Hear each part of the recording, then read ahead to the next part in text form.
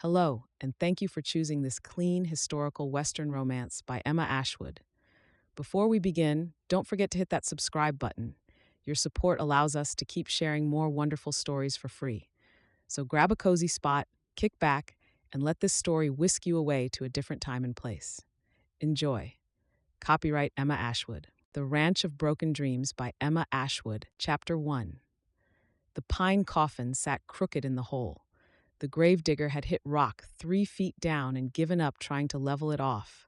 So Harvey Parvin would spend eternity tilted slightly to the left, as though leaning away from the wife who stood above him in a borrowed black dress. Jane Parvin watched the men lower the box on fraying ropes.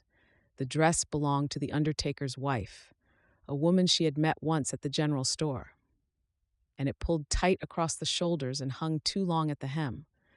She had pinned it at the waist with a brooch Harvey kept in his bureau drawer, the only piece of jewelry in the house, tarnished silver with a cracked amber stone. It probably belonged to someone before her. She did not ask. Pastor Waite read from Ecclesiastes.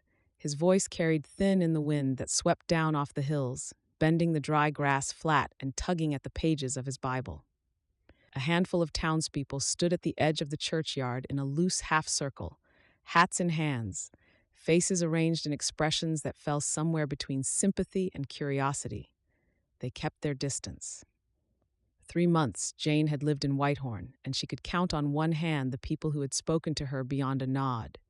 Harvey had not been a social man, and his new wife from back east had arrived as a stranger and remained one. The pastor closed his Bible and looked at her with the helpless kindness of a man who wanted to say the right words but knew he could not find them. He clasped her hand briefly. His fingers were cold and ink-stained at the cuffs. "If there's anything the church can do, Mrs. Parvin."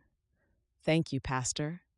She meant it, and he knew she meant it, and they both knew there was nothing the church could do. The gravedigger picked up his shovel, and the sound of dirt hitting pine followed Jane across the churchyard. She turned to leave and walked past the knot of townspeople near the iron gate. 2 women stood close together, their heads inclined at the angle that meant conversation not intended to be overheard. But the wind was blowing the wrong way for secrets. 3 months, one of them said. Married 3 months, and she's burying him. Bad luck bride, that one. Jane kept walking. She did not look at them. She walked with her back straight and her borrowed dress trailing in the dust of the road that led south out of Whitehorn toward the ranch. The road was rutted from the last rain, and the dust rose in small clouds around her shoes with every step. A wagon passed her going the other way. The driver tipped his hat but did not slow down or offer her a seat. She had not expected him to. 4 miles. She walked every yard of it in shoes that raised blisters on both heels, past the blacksmith's yard and the livery stable, and then out into open country where the road narrowed to a track between sage and brown grass. A meadowlark sang from a fence post as though nothing at all had changed. The Bighorn Mountains stood blue and distant against the western sky, indifferent to the small figure moving below them. Not one person had approached her after the burial, not one handshake, not one covered dish, not one offer of a ride home. In Ohio, when someone died, the neighbors came. They brought food and firewood and sat in the kitchen and said useless, comforting words, and it helped somehow, just the presence of them. Here she was as alone as the day she had stepped off the train with her trunk and her letter, and her careful hope that this new life would be better than the old one. She reached the porch of the ranch house, sat down on the step, and pressed her palms flat against her knees until the shaking stopped. Inside, the house was quiet, not the comfortable quiet of a home at rest, but the heavy, airless quiet of a place that had never quite been lived in. Simprosity %. Harvey's chair sat by the cold stove, the cushion still shaped to him. His boots stood by the door, toes pointed out, as though he might walk back in and slip them on. The kitchen table held a coffee cup she had not washed because some part of her kept expecting him to come in from the barn and reach for it. Jane sat in Harvey's chair. The springs creaked under her weight, and the leather smelled of pipe tobacco and lanolin, the smell of a man she had married but never known. 3 months. She had arrived in Whitehorn as a mail-order bride, 27 years old, with a trunk of practical clothes and a letter from a man who wrote in short, careful sentences about his ranch and his need for a wife. She had been full of hopes and dreams then. Harvey Parvin had been kind in a distant, distracted way, more employer than husband. He showed her the house, the livestock, the kitchen garden, and then went about his business as though having a wife was one more chore he had attended to and could now set aside. She had not loved him. She was honest enough with herself to admit that. She had married him because the alternative was worse. A fourth winter in Ohio. The kitchen fogged with steam from the washing, her father's boots heavy on the stairs at 2 a.m, the creak of her mother's rocking chair going back and forth in the dark like a clock counting down to nothing. Harvey's letter had offered a clean transaction, companionship, shared labor, a roof that did not leak. She had accepted on those terms, and she had not regretted it. But she had respected the quiet decency of him, and she had been prepared to build a life on that foundation, the way her mother had built a life on far less. And now Harvey was in the ground, and Jane was sitting in his chair in his house on his ranch, married to a dead man's debts and a future she had not chosen. All of those dreams she had were gone, broken and in the dirt, like most of this ranch. The silence filled the rooms like standing water. She could hear the tick of the mantel clock, the creak of the house settling, and beyond the walls, the endless Wyoming wind pressing against the clapboard like it was trying to get in. She sat there until the light changed and the shadows grew long across the floor, and then she got up and washed the coffee cup. The next morning, Garrick Sledge rode up the track with a hired man trailing behind him on a bay gelding in a coat that cost more than all that Jane owned. He came on a chestnut mare with a polished saddle, and he dismounted with the careful deliberation of a man who calculated the impression made by every gesture. Silver hair combed back from a high forehead, cold blue eyes in a lean, tanned face. A gold watch chain looped across his vest. Jane met him on the porch. She had not slept. She had spent the night going through Harvey's papers, bills of sale, livestock tallies, a feed ledger kept in Harvey's meticulous hand. She knew before Sledge opened his mouth that the visit was not a social call. "Mrs. Parvin," he removed his hat, "I wanted to extend my condolences. Harvey was a good man and a reliable borrower. The town will feel his absence." Jane noted the word, borrower. "Thank you, Mr. Sledge." He looked past her at the ranch house, at the barn with its patched roof, at the corral where 2 horses stood switching flies in the morning heat. His gaze moved across the property with the slow appraisal of a man pricing goods at auction. "I expect you'll have questions about Harvey's arrangements with the bank," he said. "I thought it best to discuss them directly, rather than let you hear secondhand," he told her. He spoke with the measured courtesy of a man delivering bad news he had rehearsed. Uwakli small. Harvey had taken out a substantial loan against the ranch 3 years ago when cattle prices dropped, and he needed operating capital. The payments had been regular, but the principal was still large. The ranch itself was collateral. There was a grace period, 30 days from the date of death, before the payment schedule resumed. The numbers made Jane's hands go cold. She gripped them together in her lap, where Sledge could not see. The sum was more than she had imagined, more than the ranch could earn in a season, and she had less than $20 in the tin box under the kitchen floorboard. 30 days, Jane said. 30 days. Sledge turned his hat in his hands. "I would encourage you to consider your options carefully, Mrs. Parvin. A woman in your position has choices. The ranch could be sold, the debt could be cleared. You could return east with coin in your pocket and start afresh." His tone was gentle. His eyes were not. "I appreciate your concern," Jane said. "I'll need time to go through Harvey's papers." Sledge nodded, replaced his hat, and mounted his horse with the unhurried grace of a man who had nowhere to be and all the time in the world to wait. Jane watched him ride away down the track until the dust settled behind him and the sound of hooves faded into the dry morning air. A hawk circled high above the north pasture, riding a thermal, patient and unhurried. She went inside and sat at the kitchen table with Harvey's papers spread before her. The numbers were written in his steady hand. columns of figures that told the story he had never spoken aloud. She added them twice, hoping the second time would produce a different answer. It did not. She sat with the weight of it pressing down on her shoulders and understood with a terrible clarity how precisely she had been left alone. That evening, as the sun dropped behind the Bighorn Range and the sky turned the color of bruised copper, Jane walked the fence line of Sagebrush Creek. She walked slowly, counting. Broken posts, missing wire, sections where the rails had rotted through and the cattle could push past with their shoulders if they had a mind to. The north pasture fence leaned at an angle that would not survive a hard wind. The gate to the east paddock hung on one hinge. The ranch was neglected. Harvey had run it competently but without ambition, and the slow decline of the last years showed in every sagging rail and rusted latch. She passed the barn and ran her hand along the doorframe. The wood was soft in places, the grain splitting where rain had soaked in, dried and soaked again. Inside, the hay smelled of dust and mildew. A barn cat watched her from the loft with yellow eyes and did not come down. The cattle were decent stock. That showed even in the fading light.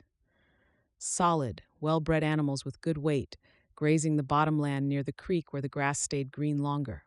Harvey had not neglected them. He had neglected all around them, the fences and buildings and equipment that held the operation together, failing one post at a time. She had almost no money. She had debts she had not known about until yesterday.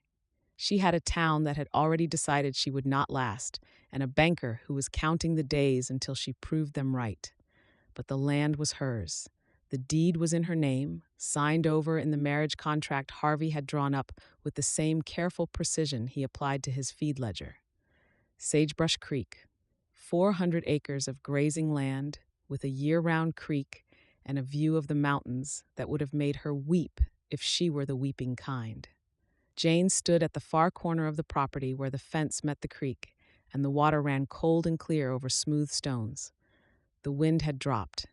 The sky was darkening from copper to deep blue, and the first stars were showing above the ridge. She was not going to sell. She was not going to run. She was not going to give Garrick Sledge or the whispering women of Whitehorn the satisfaction of watching her fold. The land was hers, and she would fight for it. She did not yet know how, but she knew that much. Chapter 2. The first fence post snapped off at the base when Jane tried to reset it. The wood was rotten, clear through, soft as bread inside the weathered shell, and it came apart in her hands and left splinters buried in both palms. She stood in the north pasture with the broken post at her feet and looked at the line of fence stretching away toward the ridge and counted the posts that were leaning, cracked, or missing entirely. 14 posts in this section alone, and 3 more sections looked as bad or worse. She started on the ones she could manage. She dug out the rotted stubs, cut replacements from a stack of cedar rails she found behind the barn, and tamped them into the ground with a mallet that raised blisters on both hands by the end of the first day. The wire was worse. It had to be stretched tight and stapled, and the stretching required a strength in her arms and shoulders that gave out long before the work did. By the third day, she had repaired 6 posts and restrung 40 feet of wire, and her hands were raw meat under the gloves she had found in Harvey's workshop. She hauled water for the stock from the creek because the hand pump near the barn had seized. The handle would not budge, no matter how she worked it, rust frozen deep in the mechanism, and she lacked the tools or the knowledge to take it apart. So she carried buckets, 2 at a time, 1 in each hand, up the slope from the creek to the troughs, 50 yards each way. The path was steep enough that her calves burned on the climb, and her arms ached with the weight of the water sloshing against the tin sides. She made the trip 8 times before the troughs were full. By the 4th trip, her shoulders were screaming, and by the 6th, she had stopped counting. The cattle watched her with the dull patience of animals that expected to be fed and did not care who did the feeding. Every morning, she rose before dawn, and every evening she fell into bed with her muscles stiff and her mind already listing tomorrow's failures. The work multiplied faster than she could manage it. For every task she finished, 2 more appeared, each one requiring tools she did not own or skills she had not learned. The barn roof leaked in 3 places. She discovered this during the first hard rain when she went to check the hay stores and found water pouring through gaps in the shingles, pooling on the packed dirt floor and soaking into the bales she could not afford to lose.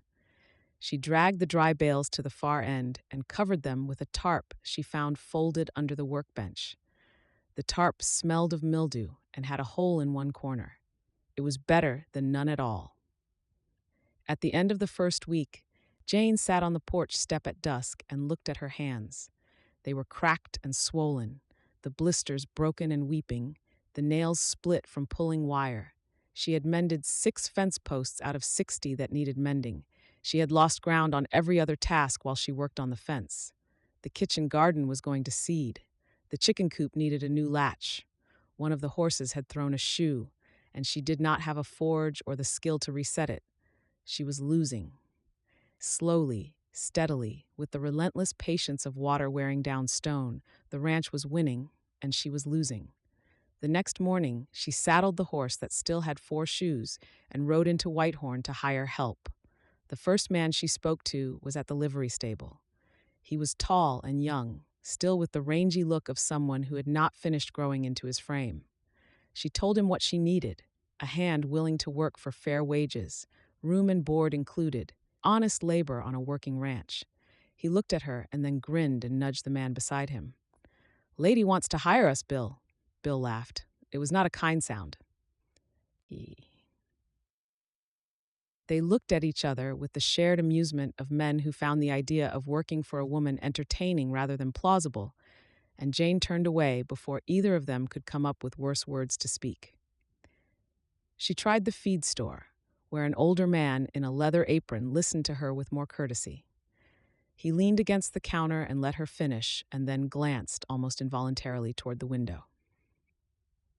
Across the street, the sign for Sledge's Bank hung above its polished doors. "I appreciate the offer, ma'am," he said, "but I'm settled where I am."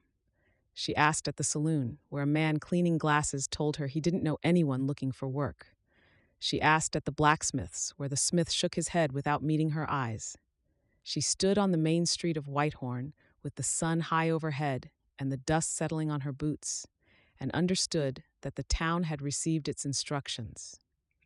No one was going to work for the widow at Sagebrush Creek, not while Garrick Sledge had an interest in her failure.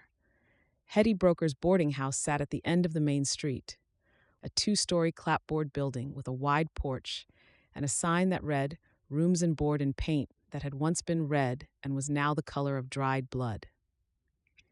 Jane had been there once before, on the day she first arrived in Whitehorn, when Hetty had poured her a cup of coffee and told her that Harvey Parvin was a decent man who would treat her fairly, if not romantically. Hetty poured her a cup now. The coffee was strong enough to strip varnish, and the cup was chipped at the rim. Hetty set it on the table and sat down across from Jane and folded her arms across her flour-dusted apron. "You look like you've been fighting a barn," Hetty said. "Close enough. And nobody in town will hire on." It was not a question. Jane drank her coffee and did not answer. Hetty leaned back in her chair. She was a stout woman in her mid-60s with gray hair pinned back in a practical knot and spectacles hanging on a chain around her neck. Her face was weathered deep as canyon rock, and her eyes were sharp behind their creases. "I'll tell you plain because I see no use in dressing it up," Hetty said. "This town has already decided you're going to fail. Sledge made sure of it. He's been to every merchant and every rancher in the valley, and he's made it clear that anyone who helps you is making an enemy of his bank. Most of these people owe him money. They'll do what he says. And you? I own my building free and clear, and I buried 2 husbands without anyone's help, so I'm not inclined to take instructions from a banker with clean fingernails." Hetty picked up her own cup and blew across the surface. "But I'm one woman with a boarding house, not a ranch hand. I can give you coffee and honesty. That's about the extent of it." The boarding house kitchen was warm and smelled of yeast bread and bacon grease, homely smells that made Jane's chest ache with what she refused to call self-pity. Through the window, the main street of Whitehorn stretched, the bank at the far end with its painted sign and its locked front doors. A prosperous town built on one man's money and one man's rules. Jane wrapped her raw hands around the warm cup and stared at the dark surface of the coffee. She had known in the abstract that the town was not on her side. Hearing it confirmed, plainly and without sentiment, was different. It sat in her chest like a cold stone. "What would you do?" she asked. "In your shoes?" Hetty thought about it. "I'd look somewhere else. This town is a dead end for you right now. But there's a whole territory full of people who don't owe Garrick Sledge a nickel and don't care what Amelia thinks about your living arrangements." Jane rode home in the late afternoon with Hetty's words turning in her mind. Look somewhere else. The shadows were long across the valley, and the mountains stood dark against a sky turning gold. A pair of antelope crossed the road ahead of her, light-footed and unconcerned, and vanished into the sage. She unsaddled the horse and fed the stock and ate cold biscuits at the kitchen table because she was too tired to cook. Then she lit the lamp and pulled a sheet of paper from the drawer where Harvey kept his correspondence supplies. She sat for a long time, pen in hand, staring at the blank page. She had come west through an agency, the same one that matched women in difficult circumstances with men who needed wives. She could write to them again. She could ask for another husband, a stronger man, someone who could run the ranch, keep Sledge at bay, and give her the protection that marriage conferred in a world that did not take widows seriously. The pen hovered over the paper. She put it down. She did not want a husband. She had tried that, and the result was sitting in a crooked grave on the hill above Whitehorn. A husband meant promises she was not prepared to make again, obligations that went beyond the practical into territory she had no interest in exploring. What she wanted was simpler and harder to find. She wanted a partner, someone who would work beside her, not above her, someone who would earn their place through labor and honest sweat, not a wedding ring and the assumption of authority that came with it, someone she could trust because the arrangement was clean and clear and built on work, not because a contract or a preacher required it. Her father had been a husband. He had sat in his chair and drunk his wages and let her mother carry the weight of the family on her back until the weight broke her. Jane Soddy had sworn, standing at the kitchen sink at 14 years old, washing dishes for 5 younger siblings, that she would never hand a man that kind of power over her life. She was not about to start now. She picked up the pen and wrote, "Working partner wanted for cattle ranch in Whitehorn, Wyoming territory. Honest work, hard conditions. Room, board, and a fair share of profits once the operation is sound. No marriage required, no promises made. Apply by letter to E. Parvin, Sagebrush Creek Ranch, care of the Whitehorn Post Office." She read it back. It was blunt and unpolished, and made no promises. It was exactly what she wanted to say. The next morning, she folded the advertisement into an envelope and addressed it to the matrimonial agency in St. Louis that had brought her to Wyoming 3 months ago. She paused with the pen above the address, looking at the name she had written in a hand made unsteady by days of fence work. The same agency, the same address. The last letter she had sent through that agency had delivered her to a dead husband, a failing ranch, and a town that wanted her gone. The irony was bitter enough to taste. She sealed the envelope and carried it to the Whitehorn post office. The postmaster was a thin man with spectacles and a careful manner. He weighed the letter, calculated the postage, and took her coins without comment or curiosity. She walked back to the horse and stood for a moment with her hand on the saddle, looking down the empty street. Somewhere out there, she hoped, was a person desperate enough or stubborn enough to answer an advertisement that offered little more than hard work and the slim chance of a future built on someone else's debt. She had no idea if that person existed. She had no guarantee the agency would even publish an advertisement so far outside its usual business. But the letter was sent, and the stamp was paid, and the hope, thin and ragged as it was better than the silence of not acting at all. Chapter 3. The rancher paid him in coins, counted out one at a time on the porch rail like a man parting with pieces of himself. Ned Sheldon stood in the yard with his hat in his hand and waited while the counting was done. $23 for 2 weeks of fencing across land so hard and dry, the post-hole digger bounced off it like iron. His shoulders ached. His hands were cut in a dozen places from wrestling barbed wire. The money would cover a room for a week, meals for 2, and a train ticket to somewhere else. Somewhere else was all he had left. He thanked the rancher, pocketed the coins, and walked the 3 miles back to the boarding house in Cheyenne, where he had been sleeping on a cot that smelled of the last man who could not afford better. The streets were muddy from yesterday's rain, and the wooden sidewalks were crowded with people moving with the purpose of men and women who had somewhere to be. Ned moved among them the way a stone moves in a river, carried along but belonging nowhere. A year. He had been drifting for a year, taking work where he could find it and leaving before anyone learned his name or asked his history. Ranch jobs, mostly. Fencing, herding, breaking horses for men who did not want to do it themselves. He was good with horses. He had been good with horses his entire life, from the time his father put him on a pony at 5 years old, and he had understood with the certainty of a child who has found his purpose that this was what he was made for. The breeding operation in Colorado had been his and Joe's, but mostly his. The land, the stock, the reputation built over 6 years of careful work and honest dealing. Ned had bred horses that ranchers came from 3 territories to buy. He had known every animal by name, by temperament, by the way it moved in the morning cold. He had built something real with his own hands. Joe had taken it. He did not let himself think about Joe. He had rules about that now, the way a man with a broken bone had rules about which way he could not turn. He could think about the horses. He could think about the land. He could not think about his brother standing in the doorway of the house they had built together, explaining with that easy, reasonable voice why he had used the ranch as collateral for a deal that turned out to involve stolen cattle, and why Ned should understand, and why it was not as bad as it looked.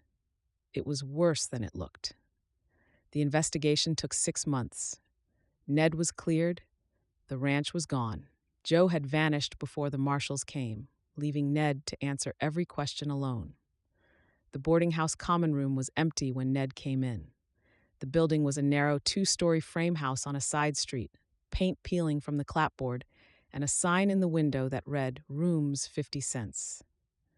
The common room smelled of wood smoke and old grease and the particular staleness of a place where too many transient men had sat in the same chairs. A fire burned low in the grate, and the table by the window held a scatter of newspapers, coffee cups, and a half-eaten plate of beans that someone had abandoned. Ned sat down, pulled off his boots, and rubbed his feet. The socks had holes in both toes. He would need new ones before the weather turned. His left knee was stiff from kneeling on frozen ground, and the wire cuts on his palms stung when he flexed his fingers. He reached for a newspaper to read while his feet recovered. The paper was crumpled and several days old, the Cheyenne Leader, and he smoothed it flat on the table and turned the pages without much interest.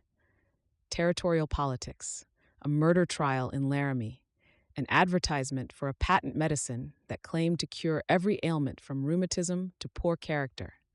He turned another page and stopped. The advertisement was small, set among the other notices in a column near the back. It was different from the ones surrounding it, which offered husbands and wives with the cheerful optimism of a livestock auction. This one was blunt. Working partner wanted for cattle ranch in Whitehorn, Wyoming territory. Honest work, hard conditions, room, board, and a fair share of profits once the operation is sound. No marriage required, no promises made. Apply by letter to E. Parvin, Sagebrush Creek Ranch, care of the Whitehorn Post Office. Ned read it twice. The honesty of it was startling. No flattery, no enticement, no description of a cozy home or a warm hearth waiting for the right person. Honest work, hard conditions, no promises. The woman who wrote this, and it was a woman, the name E. Parvin, and the careful phrasing made that clear, was not selling anything. To the contrary, she was warning people away. He tore the advertisement out of the paper and put it in his coat pocket.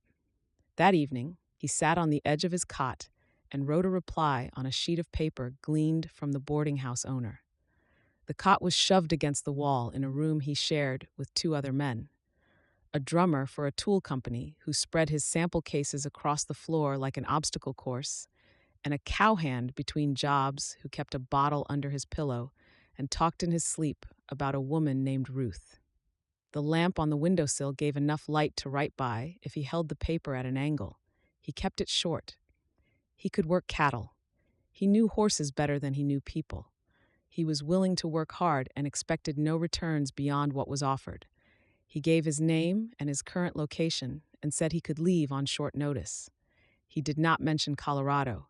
He did not mention the breeding operation, or the investigation, or the year of drifting that followed. He did not mention Joe.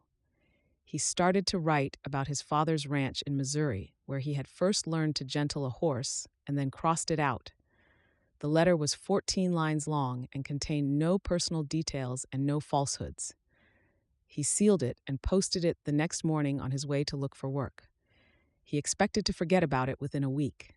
He had answered advertisements before, in the early months of drifting, when he still believed he was looking for a place to land. A ranch in Montana that wanted a married couple. A farm in Nebraska that turned out to be a confidence scheme. A cattle operation in the Dakotas, where the foreman took one look at Ned's Colorado address and told him they did not hire men with questionable histories.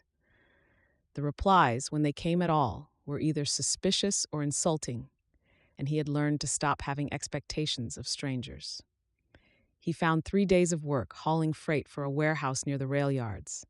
The pay was poor, and the work was dull, but it kept him fed while the letter made its way west. He knew the arithmetic of frontier mail. His reply would reach the agency in St. Louis in 4 days by rail. The agency would forward it to Whitehorn, another 3 days west on the stage route. If the woman answered the same day it arrived, her response would make the return journey in a week. 2 weeks at best, 3 if the stages ran late or the agency sat on the letter. He did not think about the advertisement. He did not check the mail. He went to work, came back, ate and slept, and did not allow himself to wonder what kind of woman placed an advertisement like that in a matrimonial column. The reply from Whitehorn arrived in 16 days, faster than he had expected. The agency must have forwarded his letter without delay, and the woman must have answered by return post. The envelope was plain, and the handwriting was firm and undecorated. He opened it standing at the boarding house front desk, where the owner handed him the letter with the mild disinterest of a man who processed other people's correspondence all day. Mr. Sheldon, the ranch is 400 acres, mostly grazing, with a year-round creek. The herd is 40-odd head in decent condition. The fences need work, the barn roof leaks, and I am behind on a debt that will require the ranch to earn more than it currently does. The work is hard, and the pay is uncertain until the operation is solvent. Room in the bunkhouse, meals provided. If this sounds acceptable, come to Whitehorn, and we will discuss terms in person. E. Parvin. No pleasantries. No encouragement. No effort to make the situation sound better than it was. Ned read the letter standing in the boarding house hallway with his boots unlaced and his coat still damp from the rain, and he respected the woman who wrote it before he had ever seen her face. She was telling the truth, and the truth was that her situation was difficult, and she was not going to pretend otherwise to attract help she could not honestly pay for. He folded the letter and put it in his pocket next to the advertisement. He sat on his cot and looked at the stained ceiling of the room he was sharing with a drummer who snored and a cowhand who drank, and he thought about 400 acres and a year-round creek and a barn roof that needed fixing. He was not looking for a home. He had learned, in the hardest way a man could learn, that homes could be taken from you by the people you trusted most. He was looking for work that would keep his hands occupied and his mind too tired at the end of the day to circle back to the losses he could not reverse. Sagebrush Creek sounded like exactly that kind of work. The next morning he packed his bag. It did not take long. All he owned fit in a single canvas sack: 2 shirts, 1 pair of spare trousers, a razor, a comb with 3 teeth missing, and a photograph of his parents that he kept folded in a square of oilcloth. His mother's face was starting to fade where the paper had been handled too often, her features going soft at the edges. His father stood behind her, with one hand on her shoulder and the formal, slightly alarmed expression of a man who had never been photographed before. They were both gone now. The ranch in Missouri where Ned had grown up was someone else's land, sold to pay debts after his father's stroke. He settled his bill with the boarding house owner, bought a ticket at the depot, and boarded the westbound train. The plains rolled past the window, brown and vast under a sky that went on forever. The grass bent in the wind, and the shadows of clouds moved across the land like dark ships on a pale sea. A herd of antelope ran parallel to the tracks for a quarter-mile, and then veered away into the distance. The rhythm of the wheels on the rails was steady and hypnotic, and he let it carry him without thinking about where he was going or why. The car was half empty. A woman with two small children sat near the front, the younger child asleep against her shoulder, and the older one pressing his face to the glass. An old man in a black coat read a Bible with his lips moving. A pair of cattle buyers talked prices in low voices 3 rows back. None of them looked at Ned. He was accustomed to that. A drifter was furniture, present, functional, and beneath notice. He took the letter from his pocket and read it again. 400 acres, 40 head, fences and a barn roof and a debt. The woman who wrote this was in trouble, and she knew it, and she had not dressed it up. He folded the letter and put it back. Through the window, the land was changing, with the brown flats giving way to rolling country with scattered pines and the suggestion of mountains in the haze ahead. Whitehorn was just the next stop. He would work until the work ran out or the arrangement soured, and then he would pack his bag and move on, the way he had packed and moved on from every other place in the last 12 months. He was good at leaving. He had practice. The train rocked westward, the land passed, and he told himself he did not care what he would find at the end of the line. He had stopped caring about destinations a long time ago. All he needed was the work. The lie was small and practiced, and it almost held. Chapter 4. Jane saw the rider from the kitchen window, a single figure on a hired horse, coming up the track from the road at an easy walk, sitting the saddle with the loose-limbed patience of a man who had spent a good part of his life on horseback. She wiped her hands on the dishcloth and went out to the porch. She had been expecting him for 3 days. The letter she sent had said, "Come when you can," and she had not given a specific date because she did not want to seem eager. Eager implied desperation, and she could not afford to negotiate from desperation, even if the desperation was real. So she had gone about her work and waited, and now here he was, riding up her track on a bay mare he had probably rented from the livery in town. The man drew up in the yard and dismounted. He was taller than she had expected. The letter had not given her details of his appearance, just his name, his skills, and his willingness to work. Ned Sheldon was broad across the shoulders, rangy in the way of men who had been underfed for longer than was good for them, with sandy brown hair that needed cutting and a short beard that needed trimming. His clothes were clean but worn thin at the elbows and knees, mended in places with thread that did not match. He carried a canvas sack slung over one shoulder that held apparently all that he owned. He looked like a man who had been sleeping rough for longer than he would admit. There were shadows under his gray eyes and a wariness in the way he stood, weight-balanced, watching the porch and the yard and the barn as if cataloging exits. A scar ran across the knuckles of his left hand, the kind a horse kick leaves, pale and old. A drifter. She had hired a drifter, and she did not have the luxury of caring. He took off his hat. His eyes met hers and held there for a moment, with a directness that startled her. Most men she had dealt with since Harvey's death looked at her as they might look at a misplaced piece of furniture, with mild confusion about what she was doing there. This man looked at her the way he might look at an employer, which was exactly what she was. "Mr. Sheldon, Mrs. Parvin." She came down the steps and shook his hand. His grip was firm and his palm was calloused and rough, working hands that had not been idle. She let go first. "The ride from town is about 4 miles. Did you find it all right?" Followed the creek, like the postmaster said? She nodded. The livery owner in Whitehorn must have been surprised to rent a horse to someone headed for Sagebrush Creek. The whole town knew she was looking for help. The whole town had been told not to give it. A stranger from outside the valley would not know the rules, and by the time anyone thought to warn him off, he was already here. "I'll show you the property," she said. "Then we can discuss terms." She did not waste time on pleasantries. She led him around the ranch the way Harvey had led her around it 3 months ago, pointing out what worked and what did not, which was most of it. The fences she had repaired and the longer stretches she had not reached. The barn with its patched roof and the 3 places where the patches had failed. Inside the barn, the hay bales she had dragged under the tarp, the mildewy smell of wet wood where the rain came in, the tools hanging on the wall in Harvey's careful arrangement.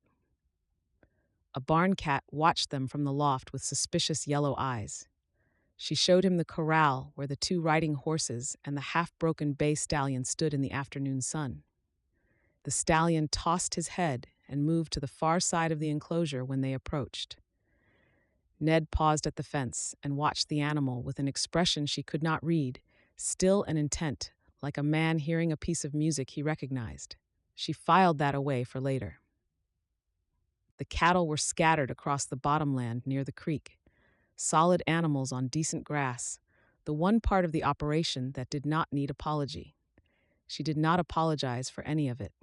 The advertisement had promised honest work and hard conditions, and she had delivered on both counts. If the state of the place discouraged him, better to know now than after he had unpacked. Ned walked beside her and listened. He looked at the fences and the barn and the stock with the unhurried attention of someone who understood what he was seeing. He knelt at the creek, put his hand in the water, and looked upstream toward the hills. He examined the barn doors, the hinges, and the loft ladder without being asked.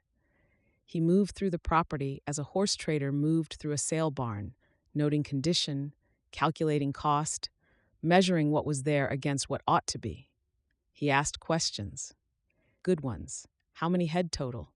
What condition was the well in? Where was the nearest supply for timber and wire? What was the grazing rotation? Had the creek ever dried up in summer? Each question was practical, specific, and stripped of any personal approach. He did not ask about Harvey. He did not ask about the town. He did not ask why a woman was running a ranch alone, or where her family was, or whether she had considered selling to someone better equipped. She appreciated that more than she could say. Every conversation she had endured since Harvey's death had been laced with the unspoken assumption that she was in over her head and ought to have the sense to admit it. This man asked about the well, the timber supply, and the grazing, and that was all. He treated her like a rancher because she was standing on a ranch, and the simplicity of it was like cold water on a burn. 43 head at last count, she told him. Might have lost 1 or 2 through the north fence. The wire is down in 3 sections up there. The well is seized, but the creek runs year-round, even in dry summers. Harvey's neighbors to the east have timber.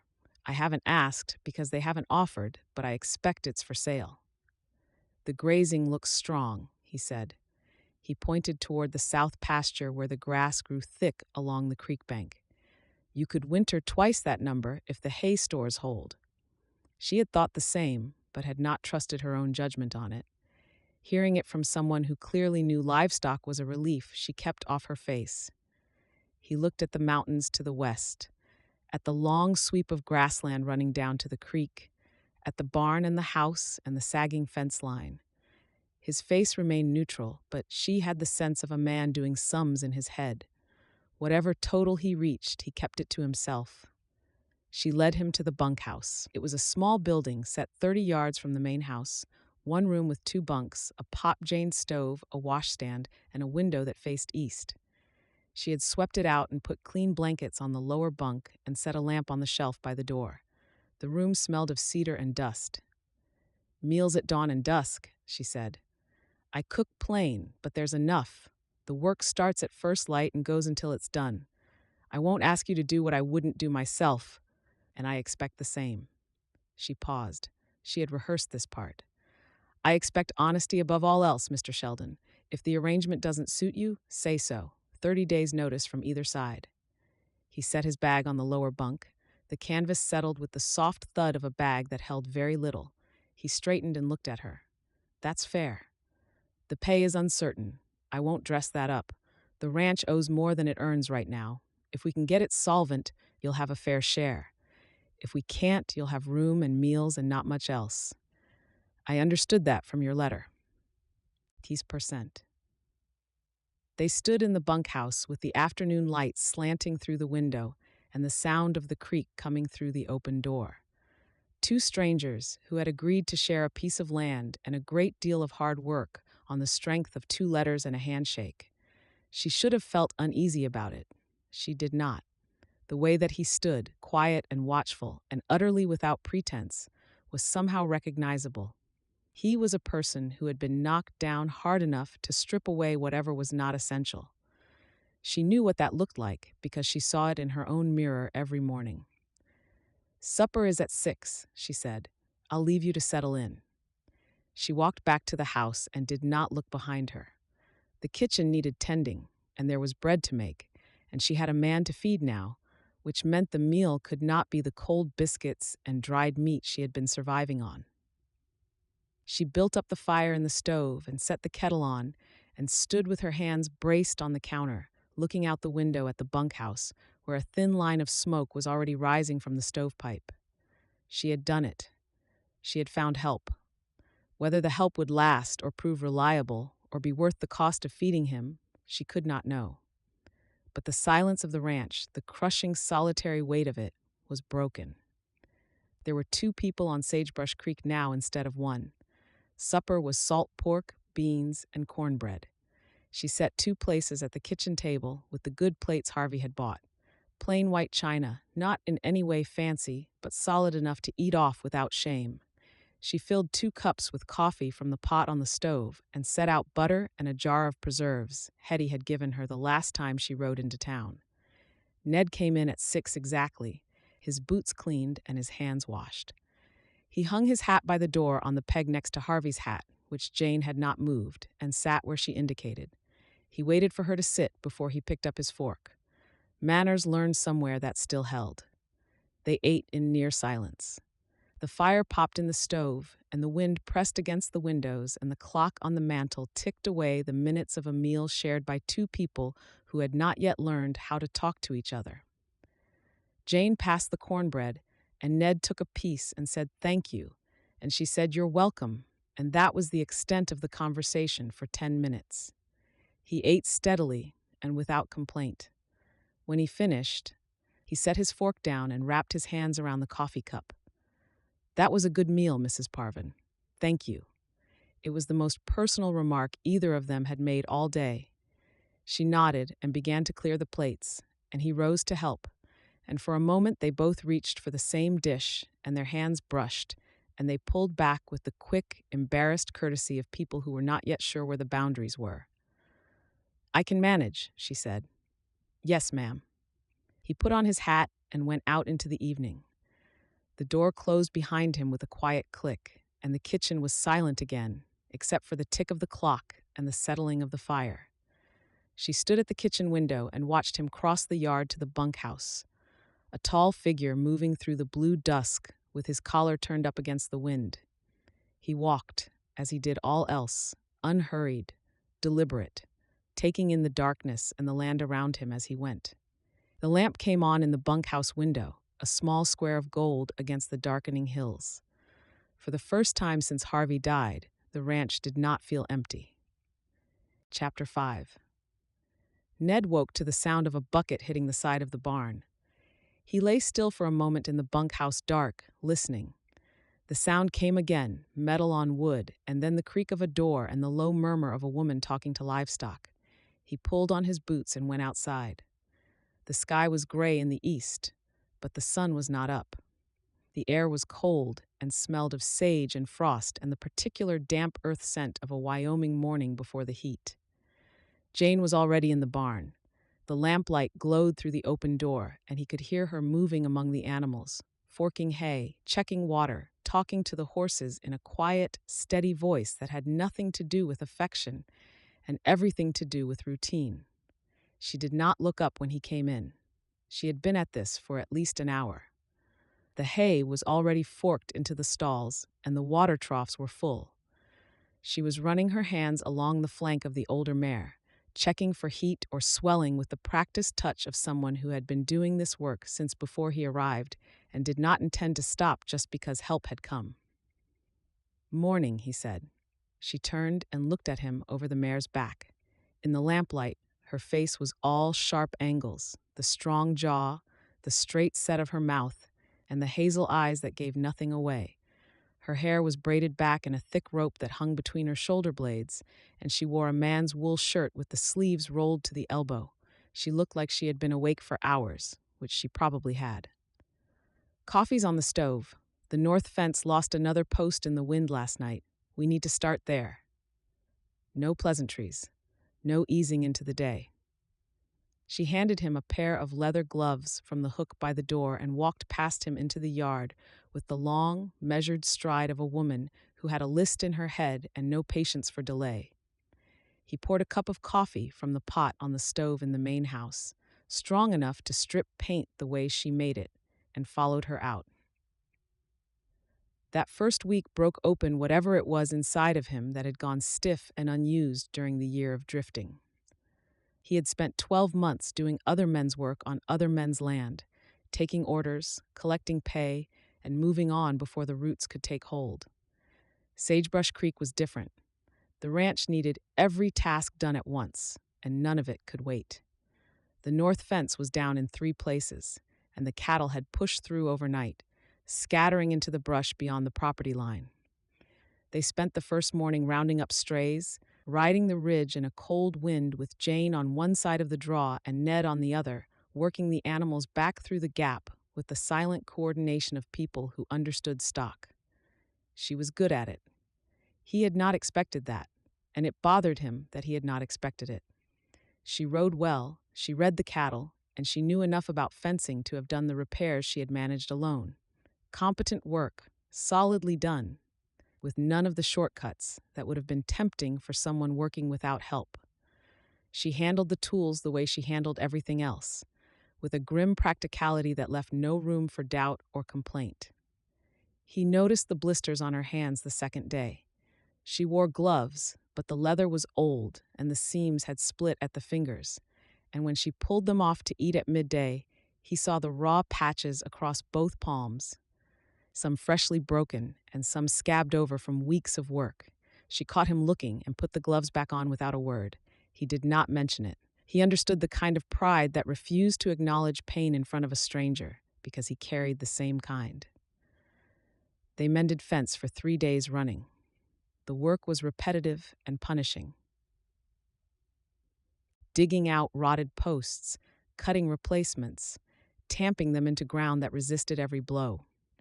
The wire had to be stretched tight and stapled, and the stretching was the worst of it, the kind of work that put fire in the shoulders and left the arms shaking by mid-afternoon.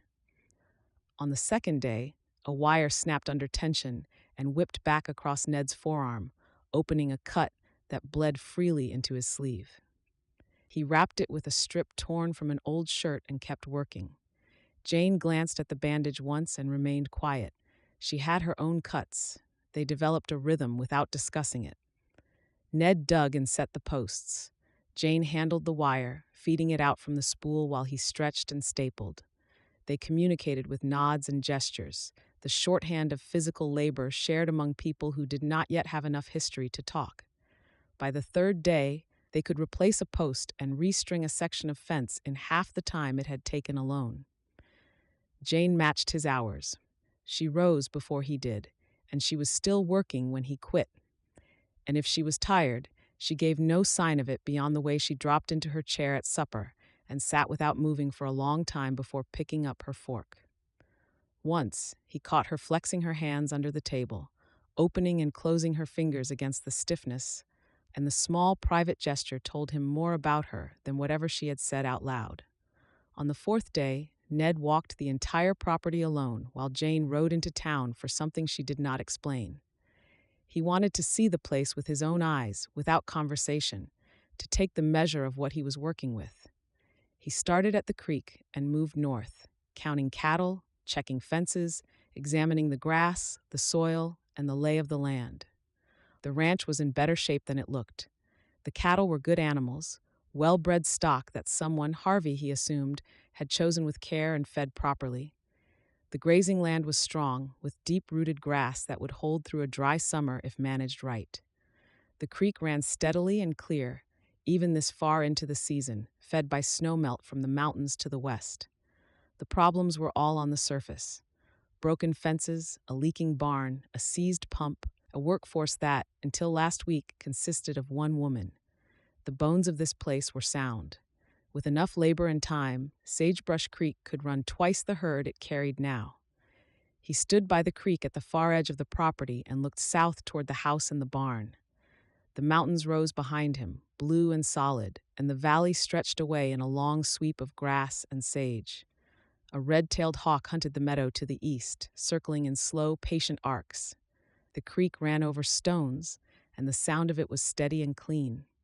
Inside his chest, a feeling shifted that he did not want to name and did not trust. He had cared about a piece of land before, and the caring had been used against him. He crouched at the water's edge, cupped a handful, and drank. The water was cold enough to ache in his teeth. He wiped his mouth and stood and told himself that what he felt was professional interest. Nothing more. He walked back to the barn. The stallion was in the corral, the half-broken bay he had noticed on his first day. It was a good animal, young and strong, with a deep chest and a wild eye that spoke of a spirit that had never been properly channeled. Ned stopped at the fence and watched it pace. The horse moved well, quick and balanced, but its ears were flat and its head was high, the posture of an animal that had been handled badly or not at all. He heard Jane come up behind him. She had returned from town and was watching him watch the horse. "Harvey bought him last spring," she said. "Paid too much. He was supposed to be a saddle horse, but nobody's been able to get a saddle on him." "Have you been working him?" A pause. "Some." He looked at her. She stood with her arms folded and her jaw set, the expression of someone who expected to be told she was foolish. "That horse could kill you," he said. "I'm aware." He climbed the fence before she could argue. The stallion wheeled away from him and pressed against the far rail, head tossing, nostrils flared. Ned stood in the middle of the corral with his hands at his sides and his weight balanced, and he waited. The horse blew hard and pawed the ground and circled him at a distance, and Ned turned slowly to face it, keeping his body loose and his eyes low. This was the part he had missed. The year of drifting had kept his hands busy with wire and posts and other men's cattle, but it had starved the part of him that understood horses. Standing in this corral with a scared, angry stallion circling him was the first time in 12 months that he was himself again. He worked the horse for an hour. No rope, no whip, no force. Just his body and his patience, and the language he had learned from his father's ponies in Missouri, refined on the breeding stock in Colorado, carried in his bones the way other men carried Bible verses or songs. The stallion fought him. Then it hesitated. Then, slowly, it turned its head toward him with one ear forward. Ned waited. The horse stepped closer. He let it come. When it was near enough to touch, he stood still and let it breathe on his hand, the warm, damp huff of an animal deciding whether to trust. He reached up and laid his palm flat on the stallion's neck. The muscle twitched under his hand and held. The horse stood, trembling faintly, head low, eye half closed. Ned stroked the long jaw and scratched behind the ear, and the stallion leaned into it like a dog being petted. The wild eye had gone soft. The flat ears had come forward. He had not lost the gift.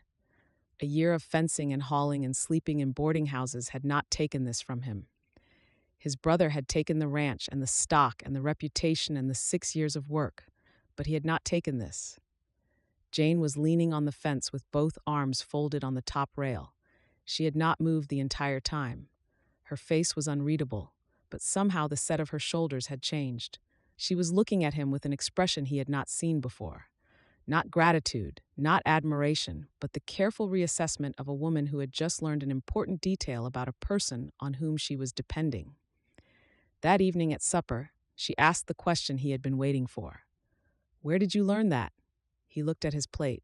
Colorado. I had a breeding operation. He heard the words come out clipped and flat, the sound of a door closing. It didn't work out. She studied him across the table. He could feel her weighing the answer, measuring what he had said against what he had not said. She nodded once. The cornbread is good tonight, she said, and reached for the butter. She let it go. She heard the hurt in his voice, and she let it go, and the kindness of it was so unexpected that he had to look away. He stared at his plate and ate his cornbread and felt the silence settle between them. Not the awkward silence of strangers, but a quieter stillness that had room in it for the words neither of them was ready to say. Outside the kitchen window, the last light was fading from the sky, and the first stars were showing over the ridge. The stallion nickered in the corral, a low sound that carried through the glass. Ned finished his coffee, thanked her for the meal, and went out to the bunkhouse. He lay on his cot in the dark and listened to the wind and the creak and the sound of the horses settling, and he thought about how long it had been since he had ended a day feeling like the work had mattered. Chapter 6. The supply list was 2 pages long, and Jane knew before she left the ranch that she could not afford half of it. She folded the paper into her coat pocket and saddled the mare and rode the 4 miles into Whitehorn with the morning sun at her back and the mountains throwing long blue shadows across the valley floor. The ride was quiet. A pair of crows argued in a dead pine by the road, and a ground squirrel watched her from a rock with the motionless alertness of a creature that expected to be shot at. She tied the mare at the hitching rail outside the general store and went in. The store smelled of coffee beans and lamp oil, and the particular musty sweetness of grain stored in burlap sacks. It was a narrow building, deeper than it was wide, with shelves running floor to ceiling on both sides, and a counter at the back where the owner kept his ledger and his scales. Jane had been here 4 times since Harvey's death. The first 2 times, the owner, a round-faced man named Frank, had been civil, if not warm. He had filled her orders, taken her money, and wished her a good day in the neutral tone of a man conducting business. Today, Frank would not meet her eye. She set the list on the counter. He picked it up and read it slowly, as though the words were in a language he was working to translate. His gaze moved down the page, and his mouth tightened at the corners. "I'm a bit short on a few of these items, Mrs. Parvin." "Which ones?" He went through the list. The wire was out of stock, though 3 spools of it sat on the shelf behind him. The nails were available, but at a price half again higher than she had paid last month. The flour was there, and the salt, and the coffee, but the lard was spoken for, and the lamp oil would not arrive until next week. He recited the excuses with the unhappy precision of a man who had rehearsed them. Jane watched his face while he spoke. His eyes slid away from hers at every opportunity, fixing on the ledger, the counter, the floor, anywhere but on the woman standing in front of him with money in her hand and a list of supplies she needed to keep a ranch running. He was not a cruel man, that much was plain. He was a frightened one. "The wire, Mr. Frank." She nodded toward the shelf behind him. "I can see it from here." His face went red. He turned and looked at the spools as though they had appeared there by sorcery, and then he turned back and said very quietly, "Those are reserved, ma'am. I apologize for the inconvenience." She bought what he would sell her, paid in coins counted out from the tin box she carried in her coat, and left without argument. There was no point in arguing with a man whose fear was stronger than his shame. The main street of Whitehorn was busy for a weekday morning. Wagons lined the road near the feed store, and a group of men stood outside the saloon, smoking and talking in the easy way of people who had nowhere to be and time to fill. Jane loaded her supplies into the wagon she had borrowed from the ranch and was reaching for the seat when a voice called her name. "Mrs. Parvin? My dear, how are you managing out there?" Amelia Sledge came across the street like a ship in full sail. She wore a gray dress with a fitted jacket and a hat trimmed with dark ribbon, and she moved with the unhurried confidence of a woman who expected the world to arrange itself around her. 2 other women followed in her wake, both well-dressed, both watching Jane with the bright, attentive eyes of spectators at a show. "Mrs. Sledge." Jane straightened and faced her. "We were just talking about you, weren't we, Martha?" Amelia placed a gloved hand on Jane's arm with a familiarity that had not been earned. "I said to Martha, I said, that poor woman out on the Parvin place trying to run a ranch all by herself. It breaks my heart. You must be exhausted." "I'm managing." "Of course you are. You're very brave." Amelia's smile was perfect and cold. Her eyes inventoried Jane's clothes, her rough hands, the thinness of the supplies in the wagon. "I heard you've taken on some sort of hired man.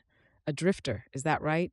People are talking, you know, a widow living alone with a strange man on the property." She paused. "Well," she leaned closer, "I'm sure it's all perfectly innocent, but you know how small towns are." Before Jane could answer, Amelia turned to one of the women behind her and began speaking in a different voice entirely, warm and engaged, as though Jane had ceased to exist between one breath and the next. The cut was surgical. One moment, she was the center of Amelia's attention. The next, she was dismissed, turned away from mid-sentence like a servant who had been shown the door. The two women followed Amelia down the street without a backward glance. One of them laughed at what Amelia was saying, a light, tinkling laugh that floated back like a slap. Jane stood by the wagon with her hands at her sides and her nails cutting into her palms. Her face burned and her chest was tight, and she wanted, more than she had wanted anything in a very long time, to walk after Amelia Sledge and say something that would crack that perfect composure like a boot through thin ice. The implication was clear. A widow and a hired man, living alone together. She could hear the version of that story that was already making its rounds through the parlors and porches of Whitehorn, growing uglier with every telling. She had done nothing wrong. She had hired a worker for her ranch, the most practical decision she had made since Harvey died, and Amelia Sledge had turned it into gossip and innuendo with a sentence and a smile. The efficiency of it was almost admirable. She did not go after Amelia. She went to the feed store. The feed merchant was a tall man with a weathered face and work-thickened hands, a man who had known Harvey for 20 years and extended him credit as a matter of course. His name was Dewar. He stood behind his counter and listened to Jane's request for feed on account, the same arrangement Harvey had kept, and he shook his head. "I can't do that, Mrs. Parvin. I'm sorry. Harvey had credit here for years." Harvey was Harvey. It is different now. He would not explain further, but his eyes moved, just once, toward the window. Through the glass, the bank sat at the far end of the street, its painted sign bright in the morning sun. Dewar saw her follow his glance and looked away. She understood. Sledge had been to him. Sledge had been to all of them. The wire that was not available, the prices that had gone up, the credit that was no longer extended. It was all one hand, one mind, one quiet campaign to cut off every source of support until she had no choice but to sell. She paid cash for the feed she could afford, loaded the sacks into the wagon, and stood on the main street of Whitehorn and forced herself to breathe. The anger was a living force in her chest, hot and tight, and she gripped the wagon rail until the wood bit into her palms. Across the street, a man she did not know tipped his hat to the woman beside him and opened a door for her with the casual courtesy of a town that worked for its own. Jane was not its own. She had never been its own, not even when Harvey was alive. She thought of her mother, standing at the kitchen sink in Ohio, washing plates for a man who drank every dollar she earned. Her mother had stayed because she believed there was nowhere else to go. Jane had left Ohio to prove that was a lie. She let go of the wagon rail and went to see Hetty. The boarding house kitchen was warm and smelled of bread. Hetty poured coffee and set out a plate of biscuits and sat down across the table with the deliberate calm of a woman who had seen anger before and knew it needed room to settle. "Let me guess," Hetty said. "Frank couldn't sell you wire. Dewar cut your credit, and Amelia made sure the whole town saw her put you in your place." Jane wrapped her hands around the coffee cup. The heat seeped into her cracked skin, and she closed her eyes for a moment. "He's been to every one of them," Hetty said. "Sledge is not the kind to get his hands dirty, but he doesn't need to. He holds their paper. Every shop on this street, every ranch in the valley. He's got a note on half of them. All he has to do is drop a word and they fall in line. Can he do that? Legally? Legal has nothing to do with it. He's not threatening anyone. He's not even asking, not directly. He just makes sure they understand the consequences of being helpful to the wrong people. Hetty broke a biscuit in half and spread butter on it with the calm authority of a woman who would butter a biscuit during an earthquake. He wants your water. That creek is the best source in the valley, and it runs through the middle of your property. With it, his ranch is twice as valuable. Without it, he has to haul water from 3 miles away every dry summer. Jane had known this. She had known it the way she knew the debt and the broken fences and the town's cold shoulder as a fact she carried without examining it too closely, because examining it made the weight harder to bear. But hearing it laid out in Hetty's plain voice, the strategy behind the slights and the shortages, the single purpose, driving every closed door and averted eye, that was different. That was war, conducted with ledgers and whispers instead of guns, and she was losing it one merchant at a time. What do I do? Hetty looked at her over the rim of her cup. You keep going. You find what you need from somewhere Sledge can't reach. There are other towns, other suppliers. Bridger is a 2-day ride, but they've got whatever Frank claims he's out of. And you've got that man working for you now, which means you've got twice the hands. Jane finished her coffee, thanked Hetty, and walked back to the wagon. The main street was emptier now, the morning crowd dispersed. She climbed up to the seat, gathered the reins, and looked at the half-empty wagon bed behind her. Half the supplies she needed. Twice the anger. The ride home was long and silent. The road unwound through the sage and the grass bent in the wind, and the mountains stood against the sky as they always had, indifferent to the small struggles of the people who lived beneath them. A hawk circled over the north pasture. The creek flashed silver through the cottonwoods as she came up the track. She kept her back straight and her eyes forward, and she did not cry because crying was a luxury she had not earned and could not afford. Ned was in the corral with the stallion when she drove up. He looked at the wagon as she pulled into the yard, and she saw his eyes move across the thin load and then come up to her face. He read something there. She did not know what it was, but he did not ask. He closed the corral gate and walked over and began unloading the supplies without a word. That afternoon, he worked harder than she had seen him work in the 2 weeks since his arrival. The north fence was finished by sundown, every post set, every wire strung tight. He did not say why. He did not need to. Chapter 7. The second week settled into a rhythm that Ned had not expected and did not entirely trust. The first week had been crisis and catch-up, the two of them throwing themselves at the ranch's most urgent failures with the desperation of people bailing water from a sinking boat. By the second week, the crisis had eased enough for a semblance of order to take hold. They divided the labor without negotiation, as if the ranch itself had assigned the work. Jane managed the house, the kitchen garden, the chickens, and the daily running of a household that fed 2 people on supplies that barely covered one. Ned handled the stock, the horses, and the structural repairs that required strength, height, or both. They worked in parallel for most of the day, crossing paths at mealtimes and in the brief minutes of evening when the light was too dim for outdoor work, but too bright for sleep. He fell into the routine the way a horse fell into a familiar trail, the body learning the pattern before the mind agreed to it. Up before dawn. Coffee in the kitchen, poured from the pot Jane always had ready, strong and black, and served without conversation, because neither of them was a talker in the early hours. Out to the barn while the stars were still fading. Feed, water, check the stock, mend what needed mending. The mornings were cold enough now that his breath came in clouds, and the water in the troughs had a skin of ice at the edges that cracked under his knuckles. The work was constant, and there was never enough daylight. But it was good work, honest work, the kind that left a man tired in his bones rather than tired in his soul. He had forgotten what that felt like. The drifting jobs had been labor without purpose, fencing land he would never see again, herding cattle he would never know.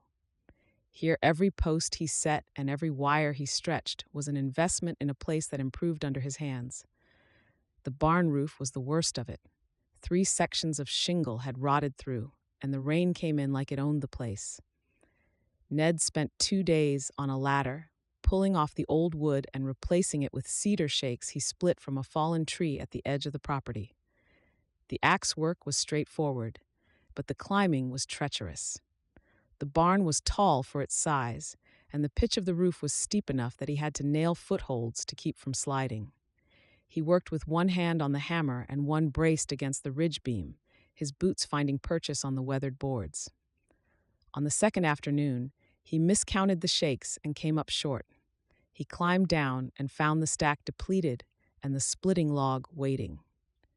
He picked up the axe and went back to work, and Jane came out of the house with 2 mugs of coffee and set one on the fence post without a word and went back inside.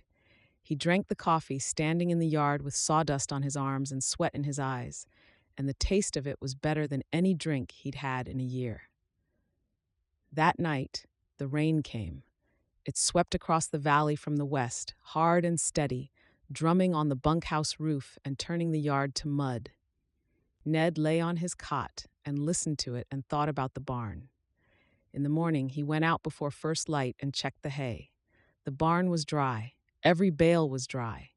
The water ran off the new shakes and down into the gutter he had fashioned from a length of split log, and the floor was clean and dry, and the barn cat was sleeping on the hay with the supreme indifference of an animal that had never doubted it would be kept comfortable. Jane made no mention of it at breakfast, but when Ned came out of the bunkhouse the next morning, there was a slice of pie on the step, apple, still warm, in a tin plate. Percent. He ate it standing in the dawn light, with the mountains turning pink above the valley, and the pie was good, and the gesture was better, and he did not know what to do with the feeling it gave him, so he set the plate by the kitchen door and went to work. The stallion was coming along. Ned worked with him every afternoon, an hour in the corral after the day's harder labor was done. The routine was the same each time. Enter the corral, stand still, let the horse come to him. Some days the stallion came quickly, curious and almost eager, pushing his nose into Ned's chest and breathing there. Some days he circled and snorted and refused to come close, and Ned stood in the center and waited without moving until the resistance broke. It always broke. Patience was not a technique. It was a fact of horses.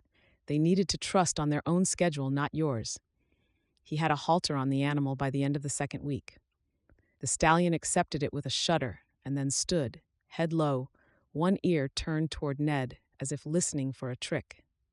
By the 3rd day of the 3rd week, Ned laid a blanket across its back, and the stallion trembled but held. The muscles in the broad back twitched and rippled, but the horse did not bolt. Ned stroked the long neck and talked in the low voice he had used with every horse he had ever gentled, the voice his father had taught him in Missouri, words that held no particular meaning, but carried the steady certainty of a man who would not rush and would not leave. This was what he had been made for. The breeding operation in Colorado had been the proof of it. 6 years of turning wild, frightened animals into horses that ranchers trusted with their lives. Joe had taken the ranch and the stock and the reputation, but he had not taken the skill. Ned's hands remembered what his heart kept trying to forget. Jane came to the fence sometimes. She leaned on the top rail when her kitchen work was done and stood there without speaking. Her presence registered at the edge of his attention the way the wind or the light did, something that he could not ignore and did not want to examine. She did not offer advice or ask questions. She watched the way a person watches whatever they are trying to understand. One evening, he was finishing with the stallion, running his hands along the animal's legs to check for heat or swelling, the way his father had shown him, lifting each hoof to inspect the sole and the frog, when a chicken, one of the fat brown hens Jane kept in the coop behind the house, got through the corral fence and flapped across the enclosure in a burst of panicked feathers and furious clucking. The stallion spooked sideways. The chicken ran directly under the horse's belly and out the other side and disappeared through the far fence with a squawk. The stallion stood with his head up and his ears flat and his eyes showing white, and Ned stood very still, until the animal's breathing settled. Jane laughed. It came out of her without warning, a short, sharp sound that cracked the evening quiet. She pressed her hand over her mouth and her eyes went wide above it, as if the laugh had escaped against her orders. The sound was clear and unexpected, and it changed her entire face. The hard set of her jaw softened, and the lines around her eyes creased, and for one moment, she looked like a woman who had not spent the last 3 months carrying the weight of a failing ranch and a dead husband's debts on her shoulders. Ned stared. He had not heard her laugh before. In 3 weeks of meals and work and the 100 small interactions of two people sharing a piece of land, she had not laughed once. He had begun to think she did not know how. The sound caught him in a place he was not prepared for, and he looked away too quickly, turning back to the stallion as though something urgently required his attention. "Scent." "Sorry," she said. "The chicken. I saw." He kept his eyes on the horse. His face felt warm, and he was glad the light was fading. They did not speak of it again. Supper was venison stew with biscuits, and they ate in the usual quiet, but the silence had a different texture, as though whatever the laugh had cracked open that could not quite be sealed shut again. Once she almost smiled at the cat yowling outside the kitchen door for scraps, and caught herself and smoothed her face back to neutral. She passed the biscuits, and their fingers brushed on the plate, and neither of them acknowledged it, and neither of them forgot. He went back to the bunkhouse and lay on his cot and stared at the ceiling. The boards were rough-hewn pine, and the lamplight threw shadows across them that shifted when the wind hit the glass. He could hear the creek and the horses and the faraway call of a coyote somewhere on the ridge. The bunkhouse smelled of cedar and lamp oil, and the horse smell that clung to his clothes and his skin. He had not washed them off. He did not want to. The smell meant work, and work meant purpose, and purpose was the one quality the year of drifting had nearly taken from him. He had come here for a job, not a life. He had made himself clear about that, to himself, if not to her. He would work, he would collect what was owed, and when the time came or the arrangement soured, he would pack his canvas sack and move on the way he had moved on from every other place in the year since Colorado. That was the arrangement. That was the deal he had made with himself. The stallion was nearly saddle-broke. The north fence was sound. The barn roof did not leak. The cattle were gaining weight on the good grass near the creek. In 3 weeks, he had done more for this place than he had done for any of the ranches that paid him and forgot him. He was getting attached. He could feel it happening the way a man feels the ground shift under his feet, slowly, then all at once. He cared about the stallion and the barn and the fences and the way the morning light came through the cottonwoods by the creek. He cared about the ranch. He cared in a way he was not ready to name and did not want to think about the woman who had hired him, about the way she worked without complaint, about the sound of her laugh, the one time he had heard it, and how it had changed her face from guarded into one he was afraid to look at too long. Every place he had cared about had been taken from him. Every person he had trusted had failed him. His brother, the one man on earth who should have had his back, had destroyed everything and walked away whistling. The pattern was clear, and it should have been enough to keep him safe. He turned down the lamp and lay in the dark. Through the window, the light burned in the kitchen of the main house, yellow and steady, and he knew she was in there cleaning up or sitting at the table with Harvey's papers, working on the numbers that never came out right. She carried her burdens the way he carried his, alone, silently, without asking for help. The coyote called again, closer now, and the stallion answered with a low, restless whinny from the corral. Ned closed his eyes. He was not safe. He knew that now, and the knowing did not help at all. Chapter 8. 3 weeks had passed since Harvey's funeral, when Jane saw the dust before she heard the horses. A pale column rising from the road, moving steadily toward the ranch in the still morning air.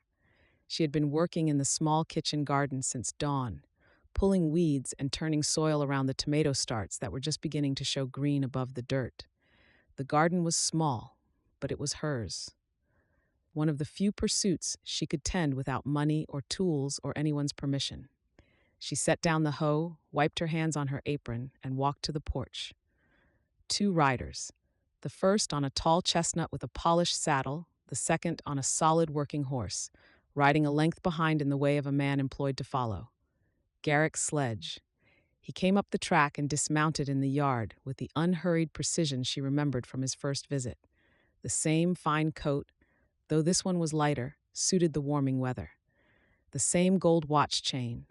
The same cold blue eyes that moved across the property the way a buyer's eyes move through a sale lot, noting condition, calculating value, estimating time. His hired man, a broad, silent figure with a flat hat and a face that offered no expression, stayed mounted and held Sledge's horse. Mrs. Parvin. Sledge removed his hat and held it against his chest. I was riding this direction and thought I would look in on you. See how you're managing. He had not been riding this direction. There was nothing past Sagebrush Creek but open range and the mountains. He had come to see the ranch, and the fact that he had bothered to manufacture an excuse told Jane that a change had presented itself. Mr. Sledge, you're welcome to step up on the porch. He came up the steps and stood where he could see the barn, the corral, and the long sweep of fence line running north toward the ridge. His gaze moved slowly, deliberately across the property. The barn roof, patched and solid. The north fence, standing straight with new posts gleaming pale among the old. The stallion in the corral, its head up, watching the visitors with the wary attention of an animal that had recently learned to trust one man and was not inclined to extend the courtesy. She caught the movement in Sledge's jaw, a tightening, small and controlled, like a man who had bitten into something harder than expected. He had come out here expecting to find the ranch further along in its decline. He had expected sagging fences and a leaking barn, and a woman worn down to the point of surrender. What he found was a property that was fighting back. Good. You've been busy, he said. We have. We, he turned the word over. Your hired man. I heard you brought someone on. A drifter, the town says. His name is Ned Sheldon. He's good with horses, and he works hard. I'm sure he does. Sledge's eyes found the bunkhouse, the thin line of smoke rising from its stovepipe. A man you know nothing about, living on your property. The town finds that unusual, Mrs. Parvin. The town finds a good deal unusual about me. Mr. Sledge, I've stopped keeping count. Ned came around the corner of the barn carrying a coil of wire over one shoulder. He stopped when he saw the visitors. Sledge studied him, the height, the broad shoulders, the capable hands, and the watchful gray eyes. Sledge's expression did not change, but something behind it recalculated. He had not expected competence. He had not expected improvement. He had planned for a woman alone on a failing ranch, with not a woman with a partner who knew what he was doing. Mr. Sheldon, Sledge said, with the easy courtesy he used like a blade. Good of you to help Mrs. Parvin with her difficulties. Mr. Sledge, Ned's voice was flat. He looked at Sledge the way the stallion had looked at the visitors, measuring distance, calculating threat. He did not extend his hand. After a moment, Sledge smiled thinly and tucked both hands into his coat pockets with the ease of a man who had long practice at making other people's rudeness look like his own graciousness. Well, Sledge turned back to Jane. Shall we sit? I have a matter I'd like to discuss. She did not want him in her house. She did not want to offer him coffee or hospitality or any of the courtesies that would imply they were equals in a negotiation. But refusing would tell him she was afraid, and she could not afford that. Come inside. She made coffee because the ritual of it gave her hands a task. The kettle was hot, and the grounds were measured, and the familiar sequence of pouring and stirring occupied the minutes while she decided how to conduct whatever conversation Sledge had come to have. She poured 2 cups, set them on the kitchen table, and sat across from him and waited. She did not offer sugar. She did not offer cream. If he wanted hospitality, he could find it elsewhere. Ned had gone back to his work. She could hear the tap of a hammer somewhere near the barn. The sound was steady and grounding, a reminder that she was not alone in this, even if the conversation at the table was hers to handle. Sledge sipped his coffee, set the cup down, and folded his hands on the table. His fingers were clean and manicured, the hands of a man who had not done physical labor in decades. His wedding ring was thick gold, Every inch of him announced wealth and patience, the patience of a man who could afford to wait because time was on his side. "I'll be direct, Mrs. Parvin. I'd like to buy Sagebrush Creek. The ranch is not for sale. Hear me out." He raised a hand, palm open. "I'm offering you a fair price, enough to cover Harvey's debt in full, with money left over for a train ticket east and a fresh start. You're a young woman. You have your whole life ahead of you. There's no shame in recognizing when a situation has outgrown your resources." "How much?" He named a figure. It was less than half what the land was worth, and they both knew it. 400 acres with a year-round creek, good grazing, and solid stock. He was offering the price of the buildings alone, minus the repairs she had already made. "That wouldn't cover the debt and leave me with train fare, Mr. Sledge.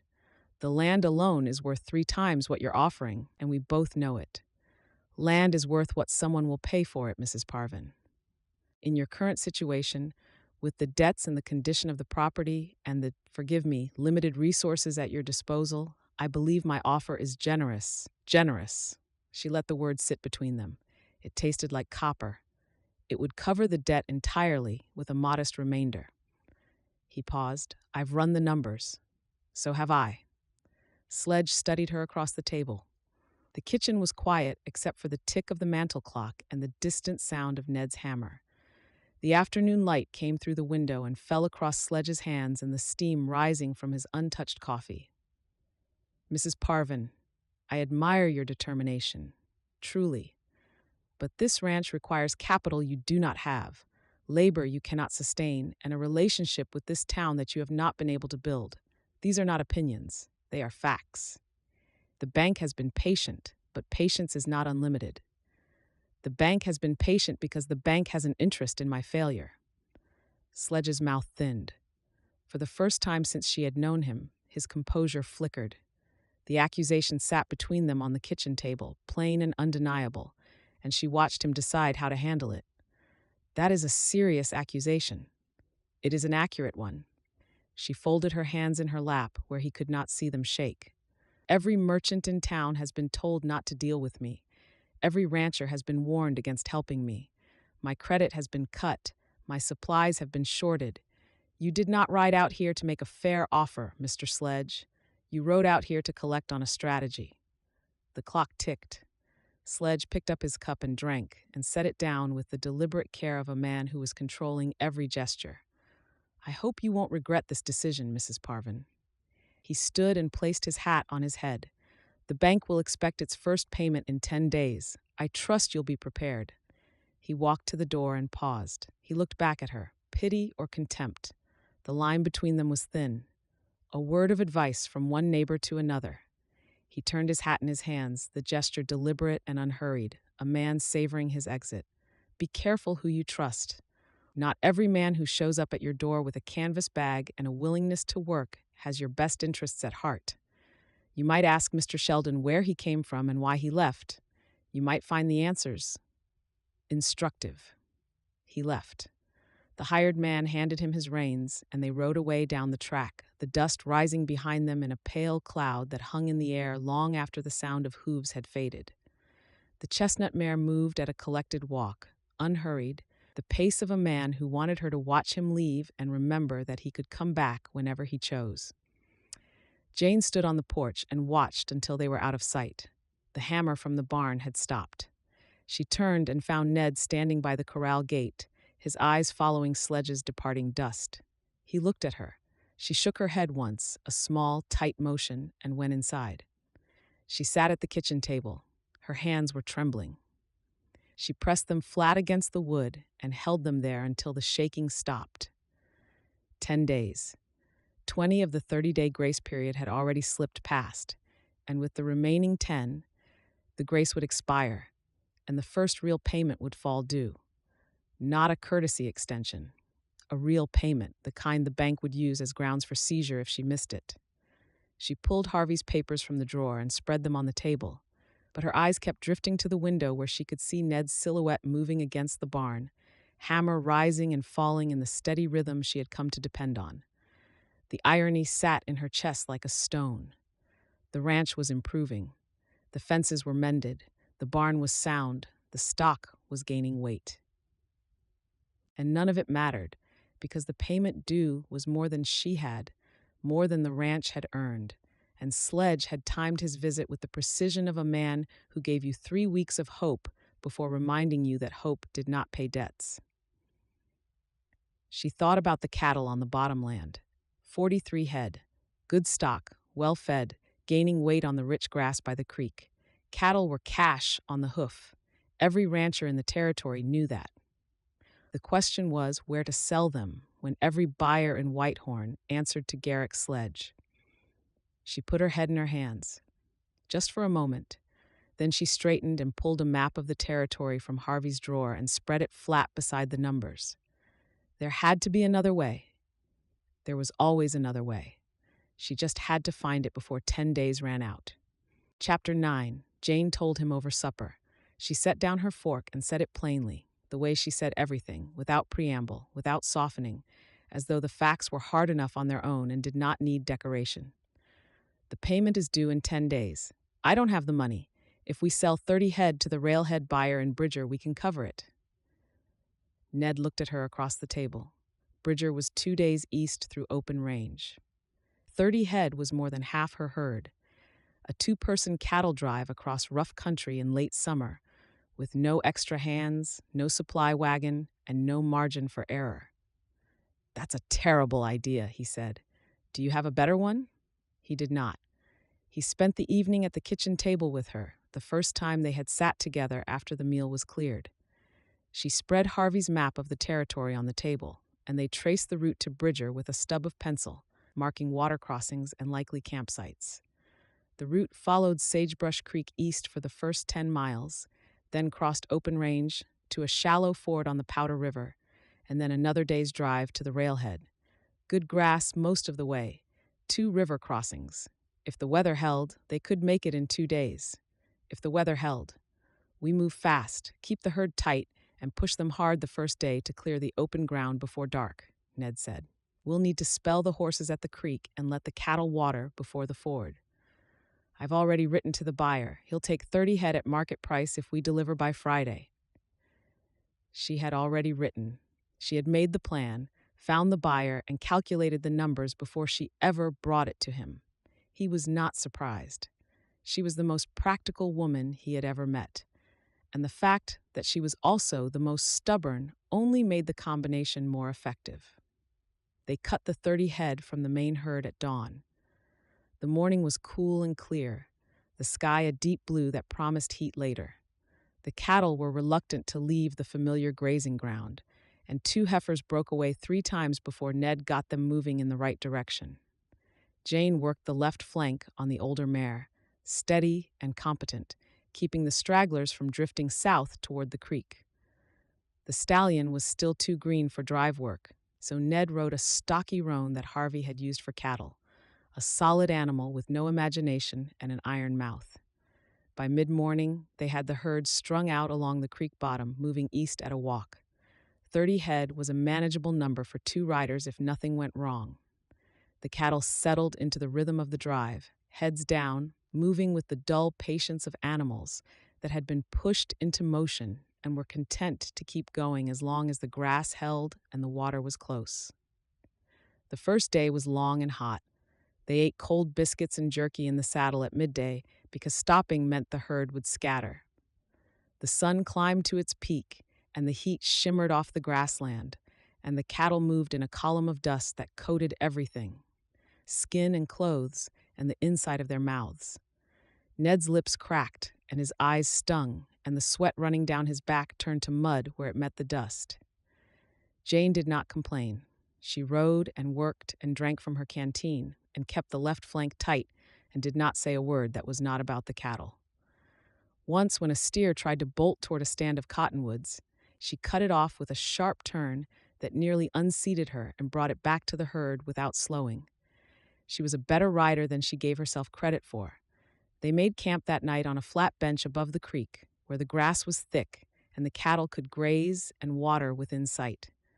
Ned hobbled the horses and built a small fire from deadfall while Jane circled the herd on foot, counting heads. 30. All present. They ate beans from a tin and coffee boiled in a pot they had packed with the bedrolls. The beans were barely warm, and the coffee was too strong, and it was the best meal Ned had eaten in weeks because it was earned. The fire crackled and popped, and the cattle lowed in the settling dark. The sky was enormous, a dome of stars so thick and bright it looked like spilled flour across a black table. Somewhere out in the sage, a nighthawk called, a sharp, buzzing cry that rose and fell and rose again.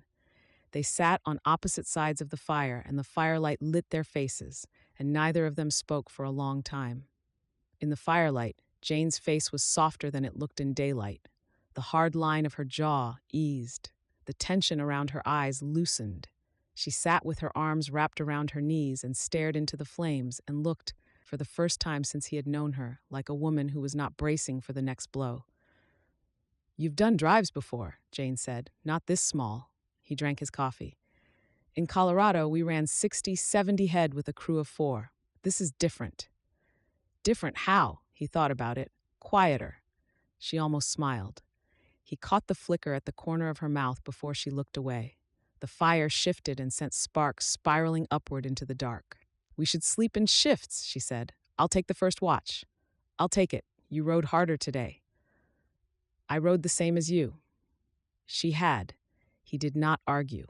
He took the first watch and sat by the fire with a rifle across his knees while she rolled into her blanket on the far side of the flames.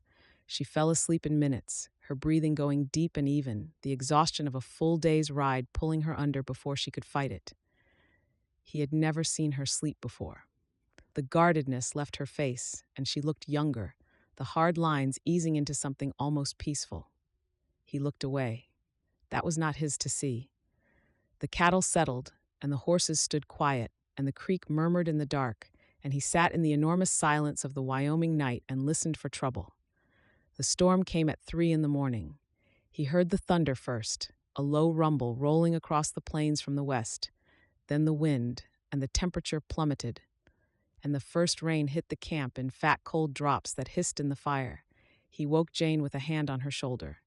Storm. She was on her feet in seconds, blanket thrown off, reaching for her hat. The cattle were already restless, heads up, shifting in the dark. The thunder cracked again, closer, and a heifer at the edge of the herd bolted. The rest surged after her. They rode into the storm.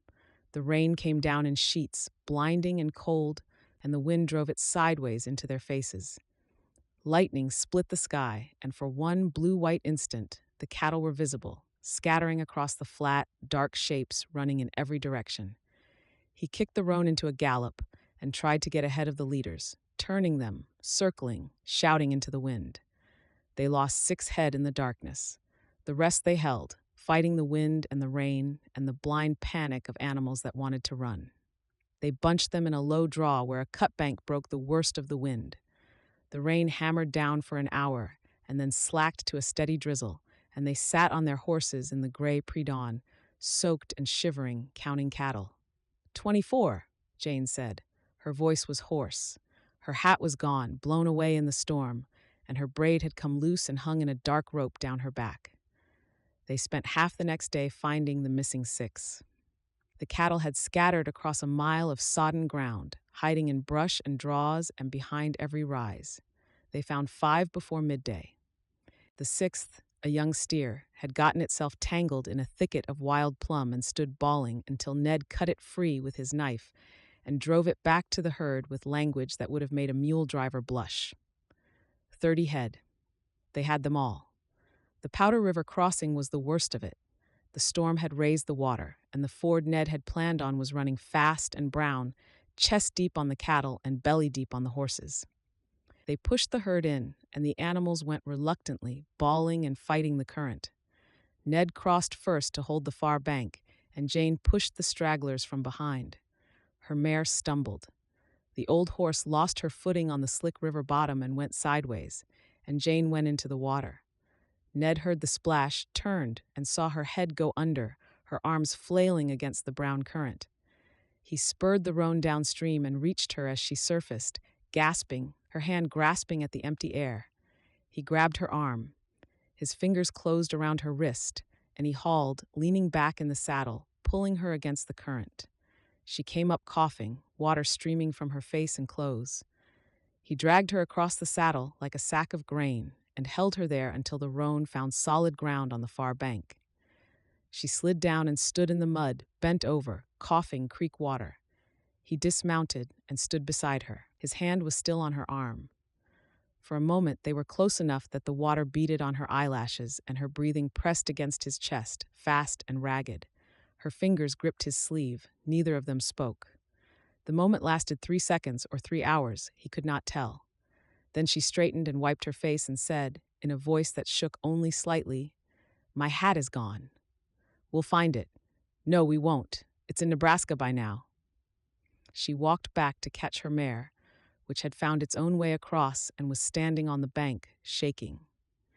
Ned watched her go and did not say what he was thinking, which was that for those 3 seconds, with his hand on her arm and her breath against his chest, the world had narrowed to a space no larger than the two of them, and he had not wanted it to widen again. They reached Bridger that evening, wet and exhausted and driving 30 head of cattle before them. The buyer met them at the railhead pens, counted the stock, and paid in cash. Jane counted the money twice and folded the bills into the inside pocket of her coat, which was still damp from the river.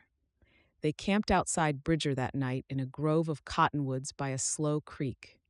The night was clear after the storm, and the stars were thick overhead, and the air smelled of wet grass and wood smoke. They ate a meal of salt pork and biscuits from the Bridger General Store, the first real supplies they had had in 2 days, and Ned paid for them out of his own pocket without telling her. She would have argued. He did not want an argument. He wanted to give her something, however small, and this was the only way he knew how. They rode home the next day, light in the saddle, with empty hands and full pockets. The silence between them had changed.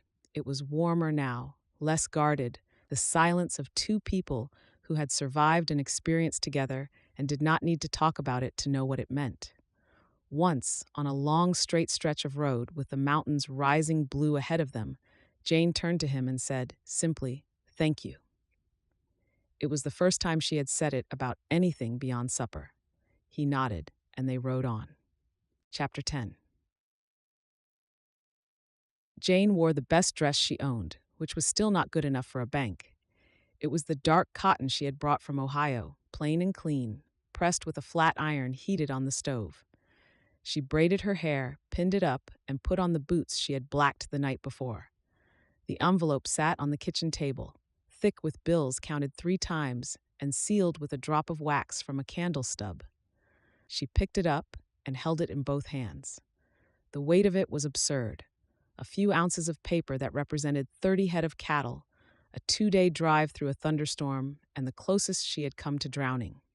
The money had cost her more than Garrick Sledge would ever know, and she intended to hand it over with a smile. The ride into Whitehorn took 40 minutes. The morning was bright and still, the kind of fall day that made Wyoming look like a painting. The cottonwoods along the creek were turning gold, and the sky was so blue it hurt to look at. She rode past the familiar landmarks, the dead pine with the crows, the fence line where the road crossed Sledge's property, the first buildings of town rising gray and brown against the grassland. She tied the mare at the hitching rail outside the bank. The building was the finest in Whitehorn, 2 stories of brick with tall windows and a sign in gold lettering, Sledge and Associates. Jane smoothed her dress, touched the envelope in her pocket, and went inside. The bank smelled of polished wood and ink. A clerk sat behind a counter with a ledger open before him. He looked up when she entered, glanced at her dress and her calloused hands, and directed her to wait. She stood in the center of the room and did not sit in any of the chairs arranged against the wall. She was not here to be comfortable. Sledge came out of his office 5 minutes later.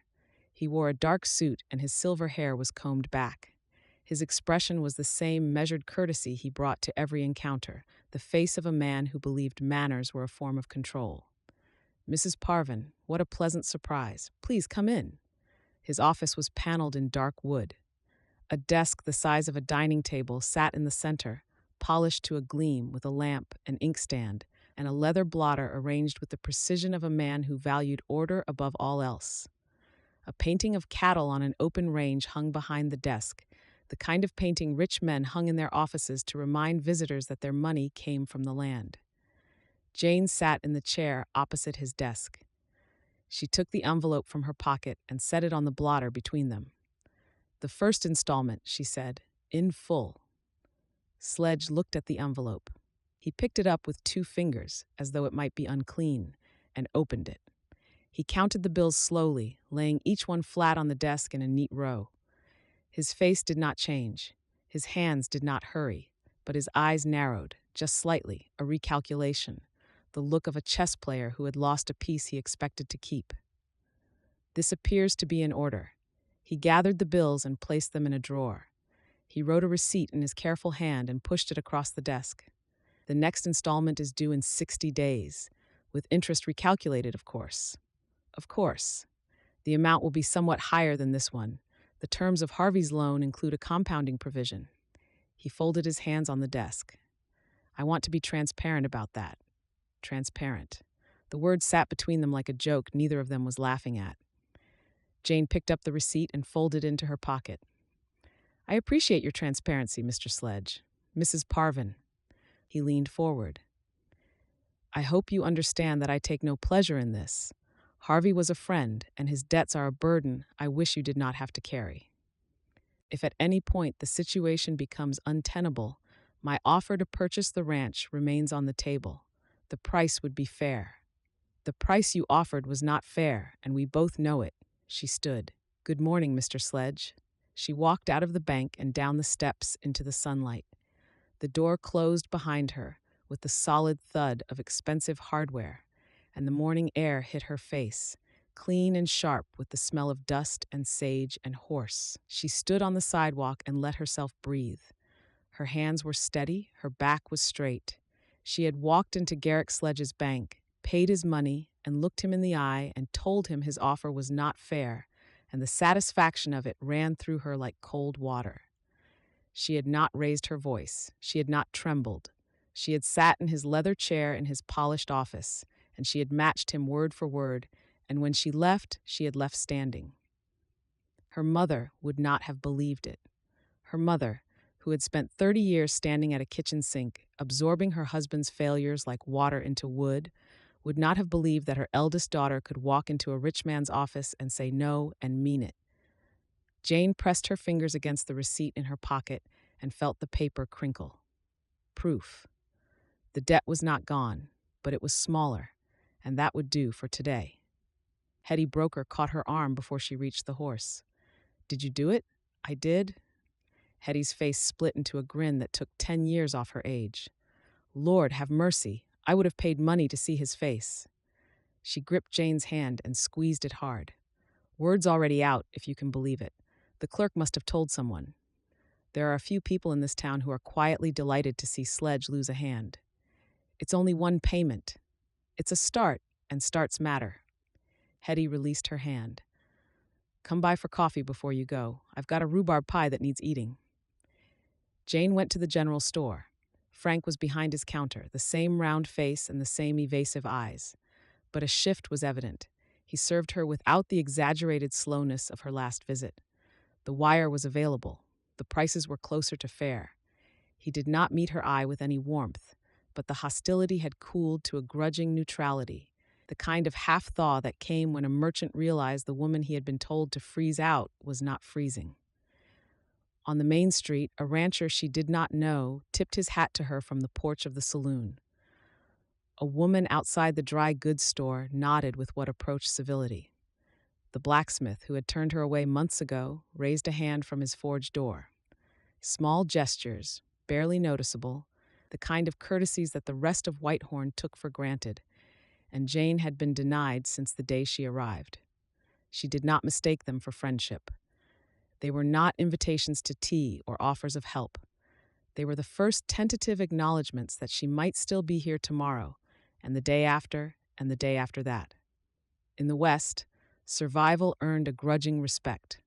She had survived the first payment, and the town had watched, and a few of them had decided that perhaps the bad luck bride had more to her than they had been told. The tide had not turned, but it had paused, and sometimes a pause was all you needed. She loaded her supplies into the wagon. More this time. The full list, or close to it. Wire, nails, flour, coffee, salt pork, lamp oil. The supplies that kept a ranch running and a household fed. She stacked the sacks and coils in the wagon bed with the careful attention of a woman who knew the cost of every item and did not intend to waste a penny. She stopped at Hetty's. The boarding house kitchen was warm with the smell of baking, and Hetty poured coffee, cut 2 slices of rhubarb pie, and sat down with the comfortable ease of a woman who had made this kitchen her kingdom for 30 years. "Frank sold you the wire," Hetty said. "It was not a question. Full price, but he sold it. He's no hero, but he's tired of turning away paying customers on Sledge's say-so. Some of the others are too."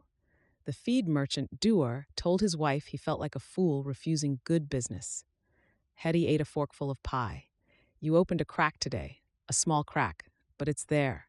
People are talking about you and that man of yours driving cattle through a thunderstorm to make a payment everyone said you'd miss. That kind of grit is hard to ignore, even for people taking Sledge's instructions. He's not my man. I know what I said." Hetty smiled behind her coffee cup. The ride home was golden. The cottonwoods blazed along the creek, and the mountains stood sharp against the sky, and the air smelled of sage and dry grass and the first hint of fall cold. A pair of mule deer stood at the edge of the road, ears up, watching her pass with the calm curiosity of animals that had not learned to be afraid. The creek flashed silver through the trees, and the sound of it was steady and clean, the constant heartbeat of the land she was fighting to keep. Jane let the mare walk at her own pace and did not hurry. She allowed herself, for the first time since Harvey's burial, to feel that which was not fear or anger or determination. She was satisfied, not happy. Happiness was too large a word for a woman standing in the middle of a fight she had not finished, but satisfied, the way a person felt after a hard day's work when the work had gone well. She had made the payment. The ranch was still hers. The land was hers. The receipt was in her pocket and the deed was in her name. And Garrick Sledge, for all his money and his polished desk and his gold watch chain, had not taken it from her. But she was not foolish enough to celebrate. Sledge would escalate. He had told her as much, sitting in his office with his careful hands folded on his expensive desk. The next payment would be larger, the timeline shorter, and the pressure more intense. The compounding provision Harvey had agreed to would work against her like a ratchet, tightening with every turn. She needed a plan that went beyond surviving one payment at a time. She needed the ranch to prosper, not just endure. The herd was smaller now. 30 head gone to the Bridger buyer, 13 left on the ranch. Not enough to sell again without gutting the operation entirely. She would need to build the herd back up, and building took time, and time cost money she did not have. The arithmetic was brutal, but the arithmetic of quitting was worse. Ned was working on the east fence when she rode up the track.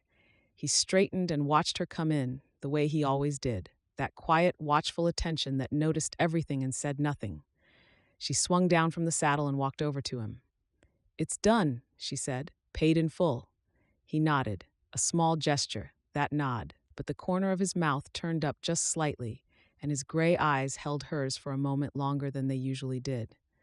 The late afternoon light caught his face, and whatever she saw there she had not seen before or had not allowed herself to notice. Pride, not in himself, in her, in what they had built together on this failing piece of land with no more than their hands and their stubbornness and a willingness to drive cattle through a thunderstorm. She turned away before the feeling could take root. There was work to do, supplies to unload, and supper to cook. The victory was real, but it was small and the war was far from over. But for the first time, she believed she could win it. Chapter 11. Suppers grew longer. It happened without discussion, the way most changes between them happened, gradually, through accumulation rather than announcement. The meals were still plain. Jane's cooking was functional, not inspired, and Ned's appetite was not particular. But where they had once eaten in 10 minutes of efficient silence, they now sat for 20, then 30. The food finished and the coffee poured and the conversation moving in the slow, careful steps of two people testing the ice before committing their weight. It started with the horses. That was safe ground. Ned told her about the breeding operation in Colorado, the way he could talk about it if he kept to the animals and stayed away from the rest. The mare he had bred from a Mustang line, small and tough and quick as a cat. The stud he had bought from a rancher in New Mexico, a tall bay with the kind of movement that made other breeders stop talking mid-sentence. He had built a reputation on that stock. Ranchers came from 3 territories to buy his horses. He did not mention Joe. He talked around the absence as a man walks around a hole in the floor, keeping his sentences close to the horses and far from the brother who had destroyed it all. If Jane noticed, she did not say so. She listened with her cup in both hands and her eyes on his face, and that careful, measuring attention that was becoming familiar. She did not interrupt. She did not prompt. She let the words come at their own pace, and somehow the patience of that made it easier to talk. He told her about the first horse he had sold, a chestnut filly he had raised from a foal, and how the rancher who bought her had ridden back 3 months later to say she was the best animal he had ever owned. He told her about the land in Colorado, the way the valley opened up between the mountains and the grass grew thick in the bottomland, and the creek ran cold and clear year-round. When he stopped it was because he could hear the echo of Sagebrush Creek in his own description, and the resemblance was too close to be accidental. "What happened?" she asked. "Lost it." He looked at the table. "Business deal went bad. The ranch was collateral. I was cleared, but the damage was done." The short version, the version that was true in the way that a map was true. It showed the general shape of the territory without the canyons and the cliffs. There was a brother in the missing space, a brother with a quick smile and an easy voice who had used their shared dream as collateral for a deal involving stolen cattle. But Ned was not ready for that. Not yet. She nodded, accepting it as she accepted all else, without pushing. If she guessed there was more, she kept the guess to herself. In return, she told him about Ohio, the farm, 60 acres of clay soil outside Zanesville that flooded every spring and baked to concrete every August, where the smell of the house was always damp wool and lye soap and the sour undertone of her father's whiskey. The 5 younger siblings she had fed and washed and dressed because their mother was too worn down to do it, and their father was too drunk to care. She described the kitchen in that house, the cracked plaster above the stove, the window that faced the hog pen, so the only view while you washed dishes was mud and animals, the pump handle that squealed like a cat every time you drew water. The sink she had stood at from the time she was tall enough to reach the faucets, her feet on an overturned crate, the dishes that never stopped coming, because 8 people and 1 income produced a particular kind of endless. She told him about her mother, a small, quiet woman who had once been pretty and was now just tired, who hummed hymns while she ironed other people's laundry for pennies, and who had spent her life absorbing the failures of the man she married as a sponge absorbs water. "I swore I would not live like that," Jane said. "I swore I would never hand a man the power to decide whether I ate or starved." "And then you married Harvey." "Harvey was different. Harvey was a transaction, room and board for companionship and labor. We both knew what it was." She paused. "I did not love him, but I respected the honesty of the arrangement." It was the most she had ever told him about herself. The kitchen was quiet, except for the fire and the clock and the wind outside the windows. The lamp threw warm light across the table, and her face was open in a way he had not seen before, the hard edges softened by the admission. She looked younger in this light, the lines of worry eased, the set of her jaw less rigid. The girl she must have been showed through, the face she had worn before Ohio and Harvey, and the weight of other people's failures had shaped her into the woman who sat across from him now. He wanted to speak out. He wanted to tell her that he understood, and that he knew what it was to have someone else's choices burn your life to the ground. But the words would lead to Joe, and Joe was a door he was not ready to open, so he drank his coffee and said, "You made the right decision, coming west. Some days I'm not sure. Today, you made a payment that man didn't think you could make. I'd say you're sure." She held his gaze. Then she picked up the plates and carried them to the sink, and the conversation was over, but the space between them had somehow shifted. Small domestic moments accumulated in the weeks that followed. Ned fixed a broken leg on the kitchen chair. He found the wood in the barn, cut the replacement on Harvey's workbench, and fitted it before breakfast. Jane did not mention it, but when he came in for the morning meal, the chair was at his place at the table, not hers. She had given him the fixed chair.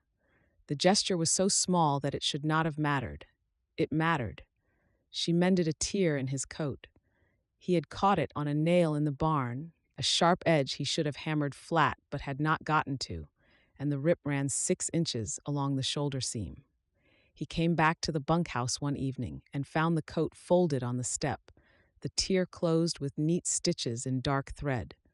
Her stitching was even and precise, the work of a woman who had been mending clothes her entire life. He picked it up and held it and felt the mended seam between his fingers and did not know what to do with the feeling in his chest. They did not acknowledge these gestures directly. There was no thank you. No, you didn't have to. The exchanges were conducted in the language of people who communicated through action rather than words, and the language was becoming fluent. The stallion had a name now. Jane had started calling him Trouble one morning after the horse kicked over a feed bucket and spooked the chickens into a feathered riot across the yard, and the name stuck because it fit. Ned had the animal saddle broke. He could throw a blanket and cinch a saddle, and the horse would stand, trembling but obedient, and allow a rider's weight. Another month, and the horse would be rideable. Another 3, and he would be saleable.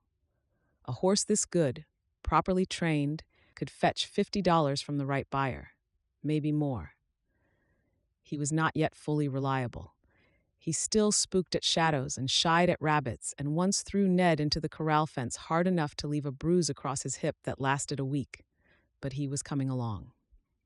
He was learning to trust, the way all wounded creatures learn to trust, reluctantly, with setbacks, and only when the patience was steady enough to survive the setbacks.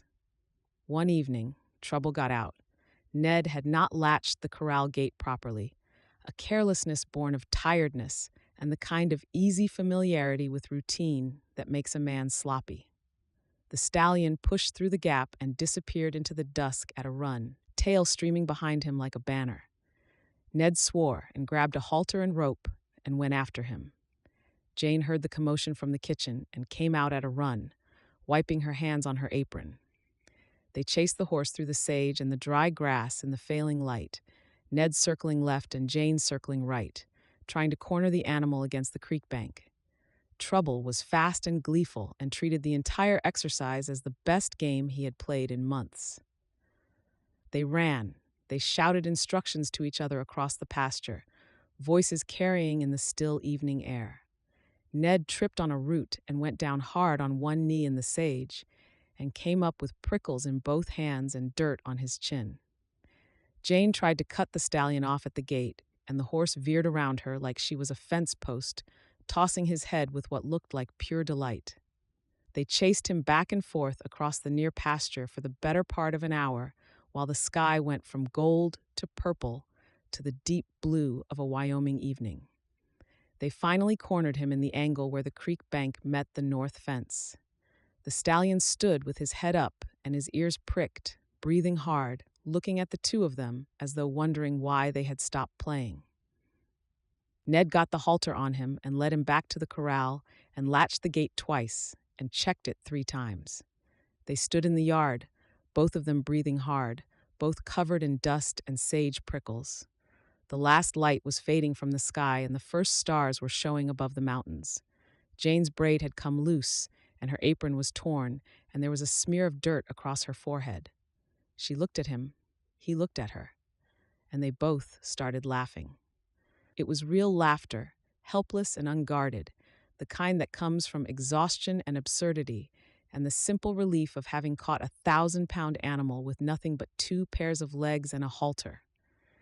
Jane laughed with her whole face, eyes creased and mouth open, the sound of it bright and uncontrolled in the quiet evening. Ned laughed until his ribs ached and he had to lean on the fence to keep his balance. When the laughter ran out, they stood in the yard in the dark, catching their breath. The silence that followed was different from any silence they had shared before. It was warm and unguarded, and it had no edges. "I'm going to kill that horse," Jane said. "No, you're not." "No, I'm not." She brushed the sage needles off her sleeve and went inside. The screen door closed behind her, and the kitchen lamplight appeared, and he stood in the dark yard and felt the laughter still echoing in his chest. That night, Ned sat on the bunkhouse step. The air was cold, and the stars were thick overhead, and the horses were quiet in the corral, Trouble standing with his head down, finally tired. The creek murmured in the dark. The light in the kitchen window went out. He did not want to leave. The admission came like a door swinging open on hinges he had thought were rusted shut. He did not want to pack his canvas bag and move on to the next job and the next boarding house and the next stretch of anonymous fencing. He did not want to be a stone in a river, carried along and belonging nowhere. He wanted this, the ranch, the work. Emma, the woman who laughed in the dark with sage in her hair and who mended his coat without being asked, and who had never once, in all the weeks they had worked side by side, treated him like anyone less than a partner. He wanted it so badly the wanting hurt. It sat in his chest like a fist, tight and warm and terrifying. He sat on the step and stared at the dark mountains and tried to remind himself of every reason he should walk away. Every person he had trusted, every place he had loved, every time he had let himself believe that what was good would last. The list was short and brutal and familiar, and it should have been more than enough. It was not enough, not anymore. Chapter 12. Amelia Sledge held her sewing circle on Tuesdays in the front parlor of the Sledge house, a room furnished with more ambition than taste. The curtains were imported velvet. The chairs were upholstered in a fabric meant to suggest Philadelphia, but ended up closer to Cheyenne. The women who gathered there came for the tea and the gossip in roughly equal measure, and on this particular Tuesday, the gossip was better than the tea. I'm only saying what everyone is thinking. Amelia set her needle down and looked around the circle with the wide-eyed sincerity of a woman who had practiced the expression in a mirror. A widow and a hired man, living alone on that ranch. No chaperone, no female companion, no one to vouch for what goes on after dark. Martha Frank, the merchant's wife, pursed her lips and pulled her thread tight. She does seem comfortable with the arrangement. Comfortable. Amelia let the word settle. Yes, that's one way to describe it. The man sleeps in a bunkhouse 50 yards from her door. 50 yards, ladies. That's not distance. That's an easy walk. A murmur ran through the parlor. 6 women with needles in their hands and judgment on their tongues. The fire crackled in Amelia's imported grate, and the clock on the mantel ticked. Outside the window, the main street of Whitehorn went about its business, unaware that a woman's reputation was being dismantled one stitch at a time. Not all of them were willing participants. Ruth DeWar, the feed merchant's wife, kept her eyes on her embroidery and remained mum. Old Mrs. Creedon, who had buried 2 husbands and raised 7 children and had earned the right to speak plainly, shifted in her chair with the expression of a woman who smelled something off but could not locate the source. But they did not object. In a town this small, Amelia Sledge's parlor was the closest equivalent to a court of public opinion, and silence was taken as agreement. The gossip spread the way fire spreads through dry grass, fast, low, and hard to stamp out once it caught. By the end of the week, Jane felt the change. It started at the general store. She went in for coffee and flour on Thursday morning, and 2 women standing at the counter stopped talking the instant she crossed the threshold. The silence was louder than whatever they had been saying. Frank served her without meeting her eyes, which was not new, but now his avoidance felt different somehow in a distinct way. Not the grudging neutrality of a man following Sledge's instructions. More personal and somehow closer to distaste. On the main street, a rancher's wife named Sarah Pollard crossed to the opposite sidewalk when she saw Jane coming. Sarah had been one of the first to thaw after the cattle drive, a woman who had nodded to Jane with something approaching warmth and had once complimented the quality of her horses. Now she walked with her head down and her bonnet pulled forward and did not look up until Jane had passed. The message was clear. Whatever ground Jane had gained, the gossip was taking it back. She stopped at Hetty's boarding house because Hetty was the only person in Whitehorn who would tell her the truth without softening it first. Amelia's sewing circle. Hetty set a cup of coffee on the table with the decisive thud of a woman who had opinions and did not intend to keep them. Tuesday afternoon, 6 women, 3 hours, and the only outcome they produced was your ruination. The story going around is that you and your hired man are living as husband and wife without the benefit of a ceremony. That is a lie. Of course it's a lie. But lies don't need to be true to do damage. They just need to be repeated. Hetty sat down across from her. I've lived in this town 30 years, Jane. I've seen gossip ruin women who deserved better and protect women who deserved worse. It's not about truth. It's about who's doing the talking. Jane wrapped her hands around the coffee cup and felt the heat against her palms. The anger was there, hot and immediate, but whatever ran underneath it was markedly colder. Fear. She had fought Sledge's economic pressure and survived. She had endured the merchants' boycott, the town's indifference, and the weight of Harvey's debt. But this was different. This attacked what she could not defend with work or money or stubbornness. Her character, her virtue. The one currency a woman alone on the frontier could not afford to lose. What do I do? You keep your head up and you keep working, and you do not give them a single detail to point at. Hetty leaned forward, and you pray that someone with authority decides to check the facts before the rumor becomes gospel. She rode home with the anger lodged in her chest. The road was familiar now. The dead pine, and the crows, and the fence line, and the first sight of the ranch rising from the grassland. She should have felt comfort at the sight of it. Instead, she felt exposed, as though the land itself had been stripped of shelter, and anyone passing could see straight through the walls. Ned was working the stallion in the corral when she rode in. Trouble was moving in circles at a trot, responding to Ned's voice and the light pressure of a rope on his shoulder. The horse looked good, strong and balanced, the wildness settling, given enough patience toward reliability. Ned glanced up as she dismounted, and she saw the question in his eyes, but she shook her head and went inside. She could not talk about it yet. Not to him.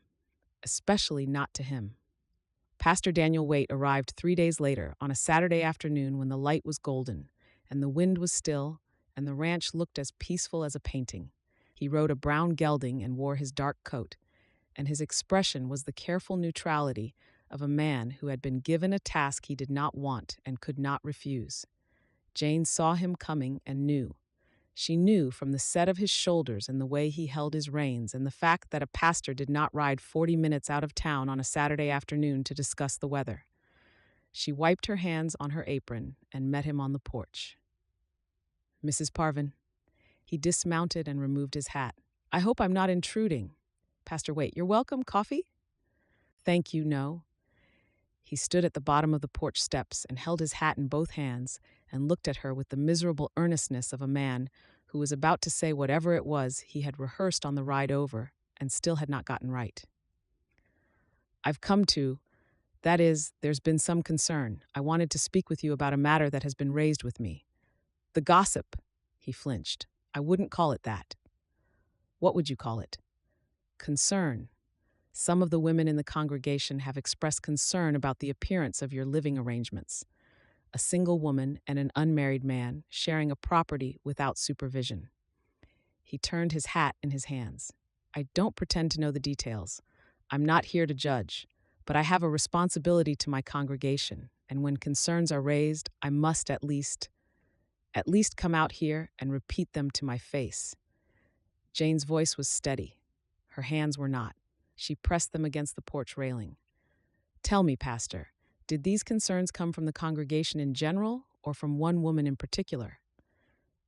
The silence was answer enough. He looked at his boots, and she saw the flush climbing his neck above his collar. He was not a bad man. He was a weak one, which in a town run by Garrick Sledge amounted to the same failing. Mr. Sheldon sleeps in the bunkhouse, Jane said. It is 50 yards from the main house. We eat meals together and work together, and that is the extent of our arrangement. My conduct on this ranch has been beyond reproach since the day I arrived, and it will remain so regardless of what Amelia Sledge imagines over her embroidery. I'm sure that's true, Mrs. Parvin. I'm not questioning your. Yes, you are. The words came out harder than she intended. She heard the edge in her own voice and did not soften it. You rode 40 minutes to stand on my porch and suggest that I should change my life to satisfy the gossip of women who have never once offered me help. Should I send Mr. Sheldon away? The man who fixed my barn and mended my fences and helped me save this ranch? Because a parlor full of women who have never lifted a post-hole digger decided my reputation needed managing? Pastor Waite opened his mouth, closed it. He was a man accustomed to offering comfort and receiving gratitude, and the fury in Jane's eyes offered him neither. I cannot afford a female companion, she said. I cannot afford to board Mr. Sheldon in town. I cannot afford to lose the only capable help I have because Amelia Sledge has decided to weaponize idle speculation, and I will not. She stepped back from the railing. Good afternoon, Pastor. He left. She watched him ride down the track, the brown gelding moving at a walk, the pastor's shoulders hunched forward like a man walking into wind. He had come to do his duty, and she had made him pay for it, and she did not feel the slightest satisfaction because the damage was already done. His visit was proof that the gossip had moved beyond the parlor and into the church, and once it reached the church, it became doctrine. The kitchen was quiet. The clock ticked on the mantel, and the fire murmured in the stove, and the late afternoon light came through the window in long gold bars that lay across the table like accusations. Jane stood by the sink and pressed her hands flat against the counter and shook. Not with tears. She was past tears. This was rage and fear braided together so tightly she could not separate one from the other. She had survived the debt. She had survived the drive. She had survived Sledge's offer and the merchant's boycott and the loneliness that pressed against the walls of this house every night after dark. But this was the one weapon she could not parry. A woman alone could fight poverty and weather and even a powerful man's greed. But she could not fight whispers. Whispers did not stand still long enough to be struck. If the gossip hardened into consensus, the merchants who had begun to thaw would freeze again. The ranchers who had tipped their hats would look away. The small tentative gains she had made, the grudging respect earned through grit and payment, and a 2-day cattle drive through a thunderstorm would dissolve like frost in morning sun. And Sledge would be waiting, patient and polished, with his offer and his gold watch chain, and his certainty that a woman alone was a woman who would eventually surrender. She looked out the window. Ned was leading Trouble back to the corral, the stallion walking at his shoulder, calm and steady. Ned moved with the easy stride she had come to know, the patient hand on the horse's neck. He did not know what the town was saying. She had not told him.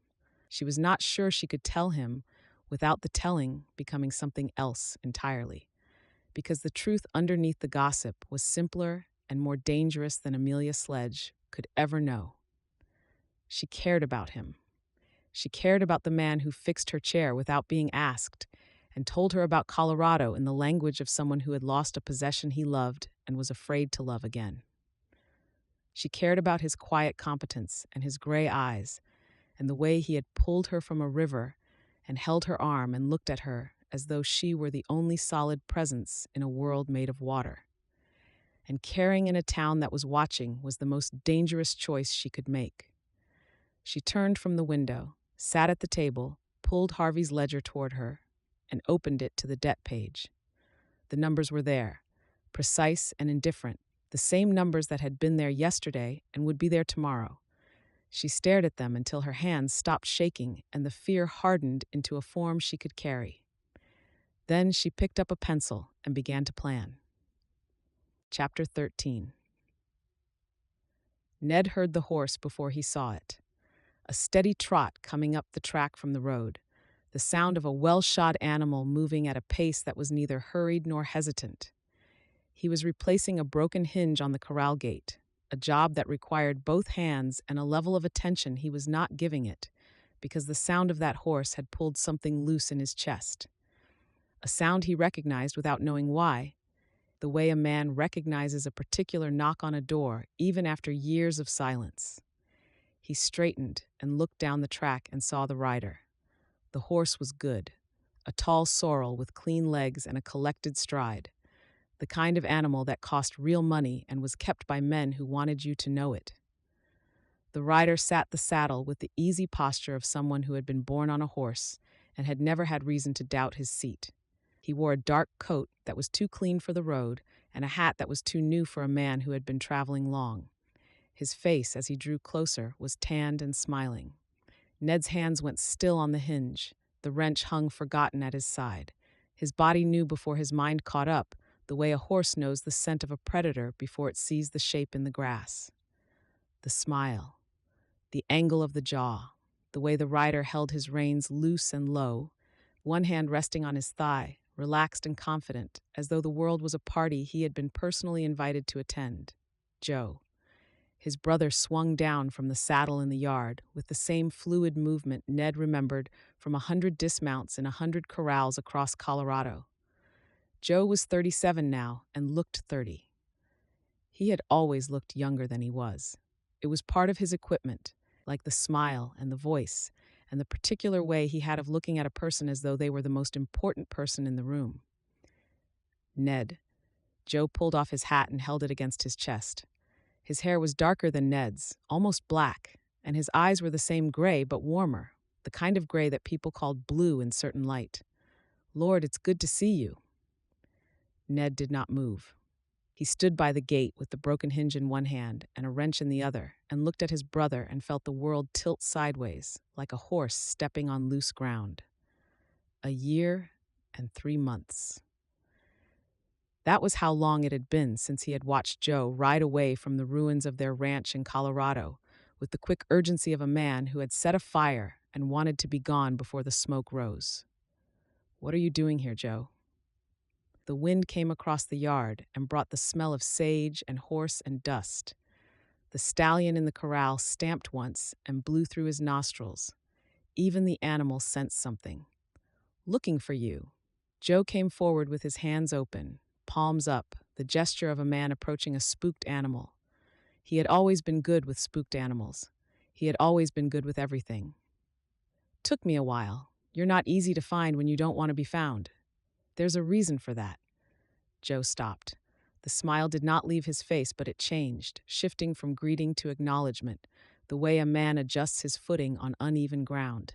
He looked at the ranch, the barn solid and newly roofed, the corral where Trouble stood with his head up and his ears pricked at the stranger, the fences running straight toward the ridge. "You've done well here," Joe said. "The place looks good. It's not mine. I know, I asked around in town." Joe glanced at the main house. "A widow's ranch. You're working for a widow." He said it without judgment, but the information sat between them like a card laid face up on a table. Joe had always been good at collecting information, too. "Say what you came to say." Joe reached into his coat and pulled out a roll of bills. The roll was thick, bound with a strip of leather, and he held it out in front of him like an offering. "I came to make it right, Ned. I know what I did.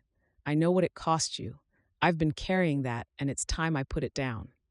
Ned did not touch the money. He looked at the leather-bound roll, and what he felt was not a feeling he could name.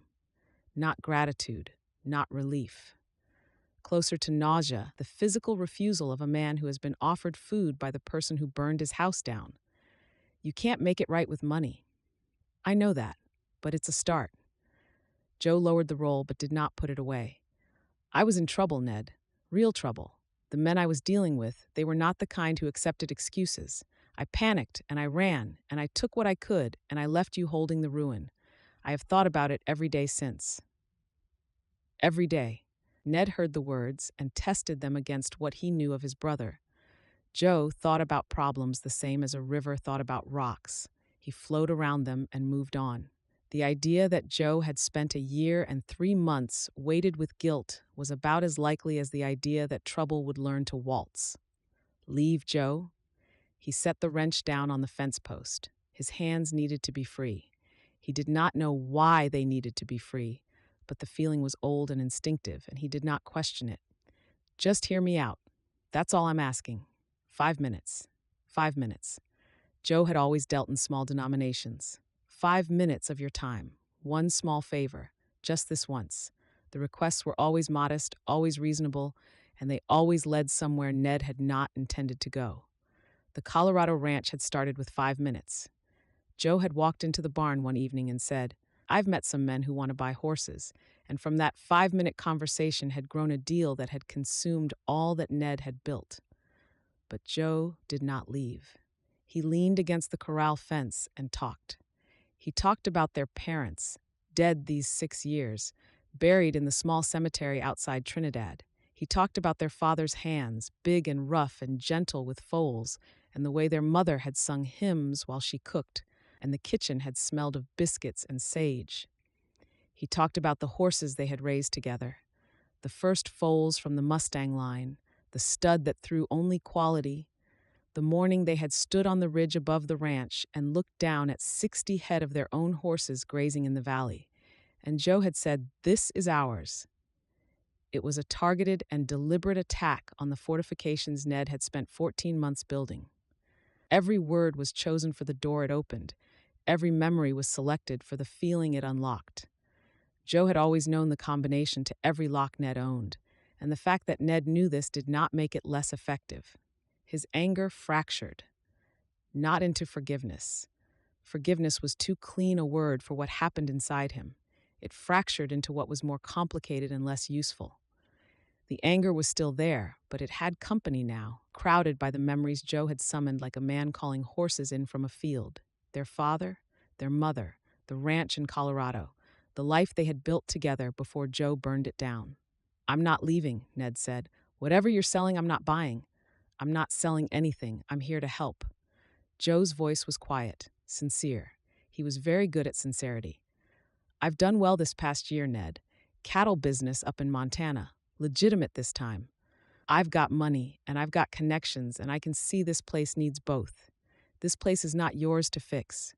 No, but you're my brother, and you're here, and I'd like the chance to prove I'm not the man I was." Supper was strained.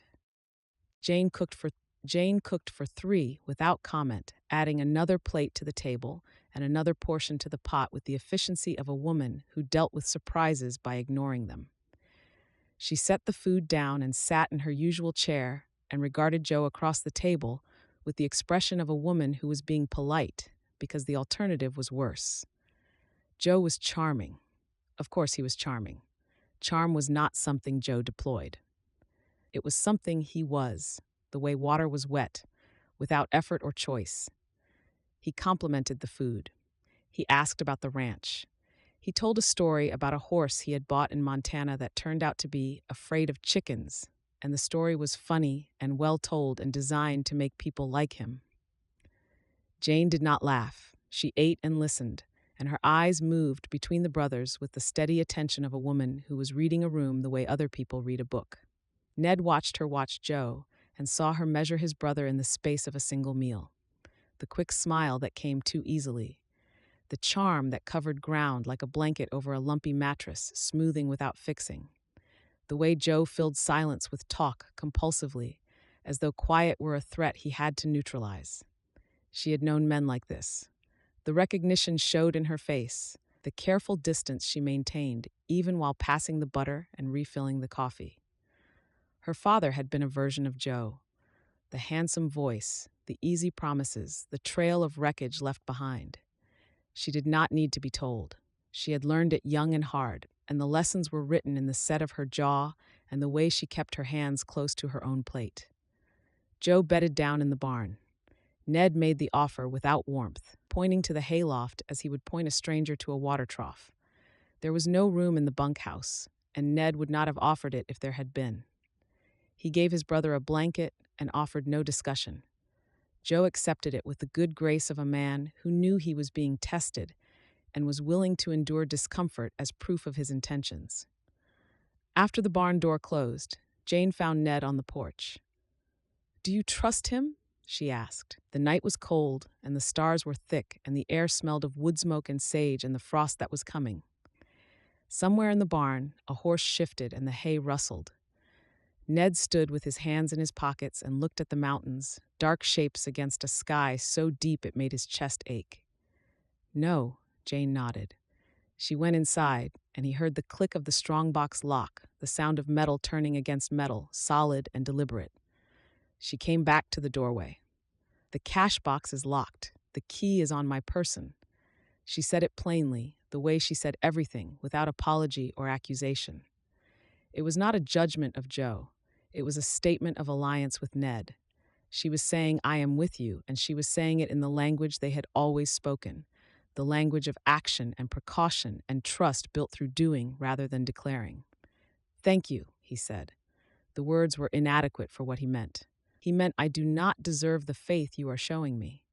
He meant the fact that you are locking a box because of my brother is a weight I will carry. But the words that came out were the only words he had, and she accepted them as she always accepted, without requiring more than that. She nodded and went inside, and the door closed, and Ned stood on the porch, listened to the night, and wondered how long it would take Joe to show his hand. Chapter 14. Joe stayed 3 days, and by the end of them, Jane could not decide whether she hated the man or simply feared what he represented. He was useful. That was the worst of it. He rose early, worked hard, and did not complain, and his hands, for all their smoothness, knew their way around a ranch. He mended a section of the south fence that had been leaning since before Harvey died, working with the quick competence of a man who had done the job 1,000 times and could do it half asleep. He groomed the horses until their coats shone, and Trouble, who had taken weeks to tolerate Ned's hand, stood still for Joe inside an hour. That was the truth about Joe Sheldon. Animals trusted him faster than they should have. People, too. On the second evening, he cooked supper, a venison stew with wild onions and sage that was better than any meal Jane or Ned had produced in all their months of functional cooking, and he served it with the easy confidence of a man who knew exactly what he was doing and wanted you to know it too. He was good company. He told stories that were well-timed and funny, and that never quite revealed anything real about himself. He asked questions that seemed interested without being intrusive. He laughed readily at his own jokes and at others, and his laugh was warm and convincing, and Jane did not trust a single note of it. But she noticed small discrepancies, the kind a less watchful woman might have missed. On the first morning, she caught him studying the brand on the cattle, leaning on the fence and counting heads with the quiet concentration of a man taking inventory. He said he was admiring the stock. On the second day, he asked Ned casually how far it was to the nearest railhead and whether drovers still watered at the way stations on the northern road. The question was buried inside a story about Montana, and anyone listening to the story would have missed the question entirely. But Jane was not listening to the story. She was listening to the spaces between the words, the small, precise questions that a man asked when he was mapping a route he had not yet decided to take. On the third morning, she found him in the barn before dawn, running his hand along the gate latch of the north corral, testing the mechanism. When he saw her watching, he smiled and said the hinge was loose, and he meant to fix it. She smiled back, kept her thoughts quiet, went inside and checked the strongbox again. She watched him the way she watched a fox near the hen house, with attention, with patience, with the certainty that the creature had not come for the scenery. Ned was harder to read. He worked alongside his brother with the tight-shouldered caution of a man handling that which had burned him before. He laughed at Joe's stories sometimes before catching himself and going quiet. He ate Joe's stew and complimented it, and then looked at Jane across the table with an expression she could not interpret, somewhere between apology and warning, as though he were translating a language he hoped she understood. She understood. She had grown up with a man like Joe.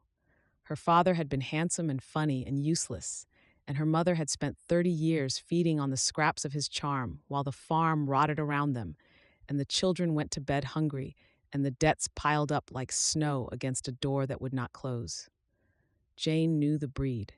She knew the smile that arrived first and stayed longest and meant the least. She knew the promises that tasted like sugar and dissolved like sugar, and left behind only the craving for more. 3 days. 3 days of helpfulness and humor and stew that tasted like kindness. 3 days during which the strongbox stayed locked and Jane's vigilance never dropped below the level of a woman sleeping with one eye open. Seth.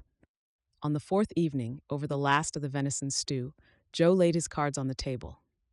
"I've got a proposition." He set his spoon down, leaned back in his chair, and looked at them both with the bright, focused attention of a man who had rehearsed this moment. A business opportunity. It would solve every problem on this ranch in one move. Jane kept her face still. She set down her spoon and folded her hands in her lap, the way she always did when she needed her fingers to be steady. Beside her, Ned's shoulders tightened. He was looking at Joe the way a man looks at a familiar road that he knows leads somewhere dangerous. "There's a buyer in Cheyenne," Joe said. "Big operation, Army contract. He needs 100 head delivered by the end of the month, and he's willing to pay above market for speed. 40 cents a pound, on the hoof. That's $10, maybe $12 a head over what you'd get at the railhead." The numbers were significant. Jane's mind did the arithmetic whether she wanted it to or not. At $12 above market, even her small herd of 13 head would bring an extra $150, enough to cover the next payment with room to spare, enough to buy feed for the winter and still have cash in hand. "The problem," Joe continued, "is the number. He wants 100 head. I've got access to cattle through a partner up in Montana.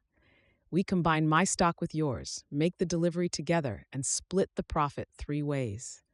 Your share alone would clear the debt." He said it simply, without flourish, as a man lays out a hand of cards he is confident will win.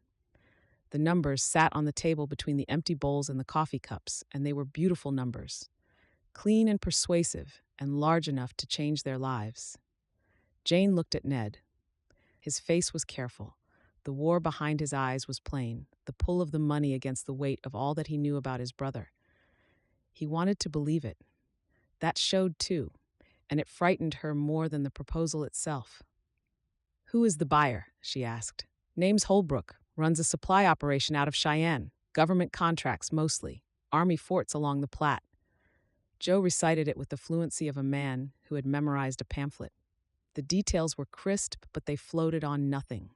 No address, no reference, no way to verify a word of it without riding to Cheyenne and asking. "And your cattle, where are they?" "North of here, near the Yellowstone Road. My partner's been holding them. We move fast. We can have the full 100 head on the road inside a week. And if something goes wrong with the delivery, if the buyer doesn't pay, or the cattle are lost, or your partner's stock isn't what you say it is, who carries the loss?" Joe smiled. It was a good smile, easy and open, and it did not reach the part of his face that mattered. "It is not going to go wrong."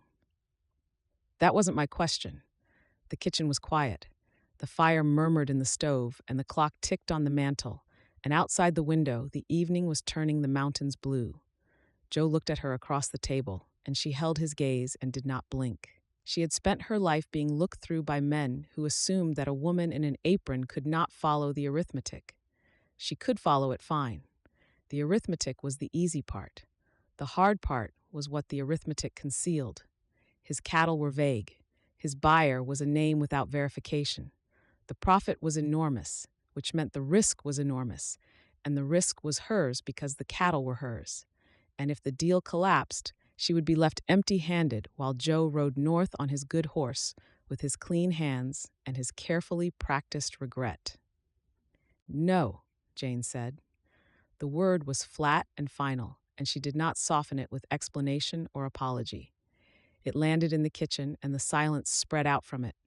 Joe's smile held for a moment, then shifted into what was meant to look like concern. "Jane, just think about it. The numbers. The numbers are attractive. The details are thin. I've heard proposals like this before, Mr. Sheldon, and they always sound like salvation right up to the moment they become ruin." She folded her hands on the table. "My cattle are not collateral for anyone's deal. I have learned what happens when you gamble what you cannot afford to lose, and I will not learn it again." She heard her own words land on Ned as well as Joe. The reference was not subtle, and she had not intended it to be. Ned looked at the table and his jaw tightened, and she saw him absorb the hit without flinching. He knew she was right. The knowledge was written in the set of his shoulders and the stillness of his hands. Joe turned to his brother. "Ned, talk to her. You know the cattle business. You know what this kind of money could mean." The silence lasted 5 seconds that felt like 5 minutes. The fire shifted in the stove, and a log collapsed with a soft thud and a burst of sparks behind the iron door. Ned looked at Joe, then at Jane, then at the table where the coffee had gone cold, and the stew bowls sat empty, and the numbers Joe had spoken sat between them like a lie that had not yet been called. She said no. His voice was quiet. "That's the answer." He did not say it with enthusiasm. He said it with the heaviness of a man closing a door on a room he wanted to enter. The money was real. The need was real. Winter was coming, and the herd was too small, and the debt was compounding. And every week that passed without income brought them closer to the edge Sledge was waiting at. The deal would have solved it, all of it, and turning it down felt like choosing to drown within sight of shore. But he had been here before. He had stood in a barn in Colorado on a warm evening, much like this one, and listened to Joe explain a deal that would change lives. And the deal had changed lives, just not in the direction Joe had promised. He would not put Jane's cattle in his brother's hands, not even for the money, not even for the ranch. Joe's smile cooled. The change was not dramatic. It was not meant to be. He did not scowl or argue or slam his fist on the table. The temperature simply dropped behind his eyes, the way a fire dims when someone closes a damper. He picked up his coffee, drank, set it down with care, and nodded as though the refusal were a minor inconvenience he had long anticipated and accounted for. "Well," he said, "I understand. No hard feelings." He pushed back from the table. "I think I'll turn in early. Long day tomorrow." He went to the barn. The screen door slapped shut behind him, and his boots made a steady, unhurried sound on the porch boards and then on the packed dirt of the yard. Unhurried. A man in a hurry would be easier to read. A man who walks slowly after losing was a man who had not finished calculating. But later, when Ned went to the barn to check the horses before turning in, he heard a sound through the boards of the loft that stopped him in the dark. Joe was talking to the sorrel, the low murmur a horseman uses when an animal is restless, and in the middle of the murmur Ned heard his brother say very quietly, "I'm sorry." Just that. 2 words spoken to a horse in an empty barn with no audience and no advantage to be gained. Ned stood in the dark and listened and felt the ground shift under the certainty he had been standing on all evening, because a man performing remorse would not perform it for a horse. The possibility that Joe meant it, that some small true part of his brother was genuinely ashamed, was worse than the certainty that he did not. It meant the theft, if it came, would not be committed by a man without feeling. It would be committed by a man who felt it all and did it anyway. The kitchen was quiet, and Jane sat at the table, stared at the spot where Joe had been sitting, and felt the cold certainty that she had made the right decision. "Thank you," she said to Ned. She did not specify what for. She did not need to. He nodded once, a small motion that carried the weight of a much larger gesture. He picked up the dishes, carried them to the sink, and washed them without being asked, his hands moving through the familiar routine of soap, water, and cloth, the steam rising from the basin into the lamplight. She watched his back, the set of his shoulders, the way his head was bowed over the basin, in the water running over his scarred knuckles, and she knew what the refusal had cost him. He had chosen her judgment over his brother's promise, and the choosing had left a mark. She went to the window and looked out at the barn. The night had settled over the ranch as it always did, the mountains black against the stars, the creek murmuring in the dark, the horses quiet in the corral. The lamp was lit in the loft, a pale glow behind the boards. Joe was in there with his rejected proposal, his carefully cooled smile, and whatever came next. Whatever always came next with men like Joe. She checked the strongbox under the floorboard by the stove, still locked, the iron cool under her fingers. She checked the door, bolted. She checked the window latches, one by one, as she did every night, but with more attention now, more care, pressing each latch until it clicked. the thoroughness of a woman who had learned that the threat did not always come from outside. Sometimes it slept in your barn and smiled at you over breakfast and called itself family. Chapter 15. Ned knew before he opened his eyes. The knowing came first as a feeling, a cold weight low in his stomach that had no source he could name, and then as a sound, or rather the absence of a sound. The barn was too quiet. A barn with a man sleeping in the loft had its own particular noise. The shift of weight on straw, the rhythm of breathing, the small unconscious movements that proved occupation. This barn was empty. He rose from the bunkhouse cot, pulled on his boots, and crossed the yard in the gray light of pre-dawn. The air was cold and still, the frost thick on the grass, the mountains black shapes against a sky that was just beginning to show the first pale edge of morning. His breath steamed. His boots left dark prints in the frosted ground. The barn door was ajar. He pushed it open and looked up at the loft. Joe's bedroll was gone. His saddlebags were gone. The hay, where he had slept for 4 nights, was pressed flat and empty, a depression in the shape of a man who had decided in the dark that the time for pretending was over. Joe's horse was gone from the stall. The stall door stood open, and the feed bucket was overturned, and the halter hung from its peg, empty. He had saddled in the dark, quietly, with the practiced ease of a man who had left places before dawn more times than he could count. Ned stood in the empty stall and smelled the fading warmth of the horse and the old familiar scent of his brother's tobacco, and felt the sick familiar weight of recognition press down on him like a coat he had worn before and had hoped never to wear again. He walked to the corral. He counted the cattle on the bottomland before he reached the fence, counting the dark shapes scattered across the gray grass, and the count was wrong before he finished. 5 head by the creek. No, 4. One was a shadow. 4 head visible on the bottomland where there should have been 13. He climbed the fence and walked the pasture, his boots crunching through the frosted grass.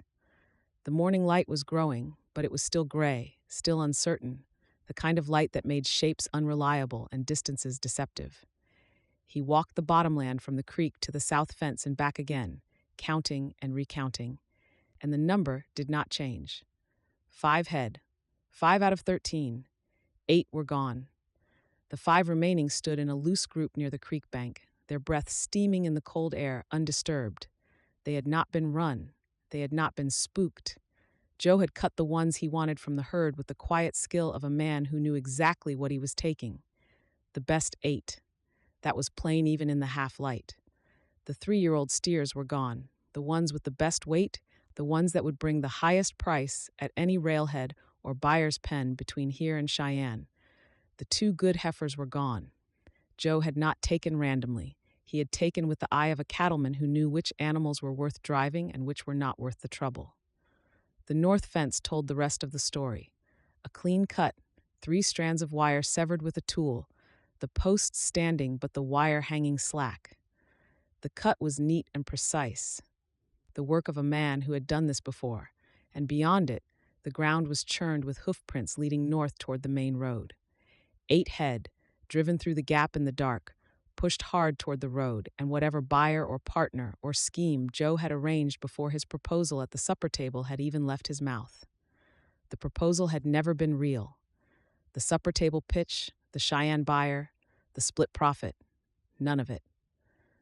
The proposal had been the first play, and when it failed, Joe had moved to the second play, which had always been the real one. Ned understood that now with the clarity that comes after the fact, the bitter, perfect clarity of a man who has been fooled twice by the same trick. Joe had not come to make amends. He had not come with a business proposition.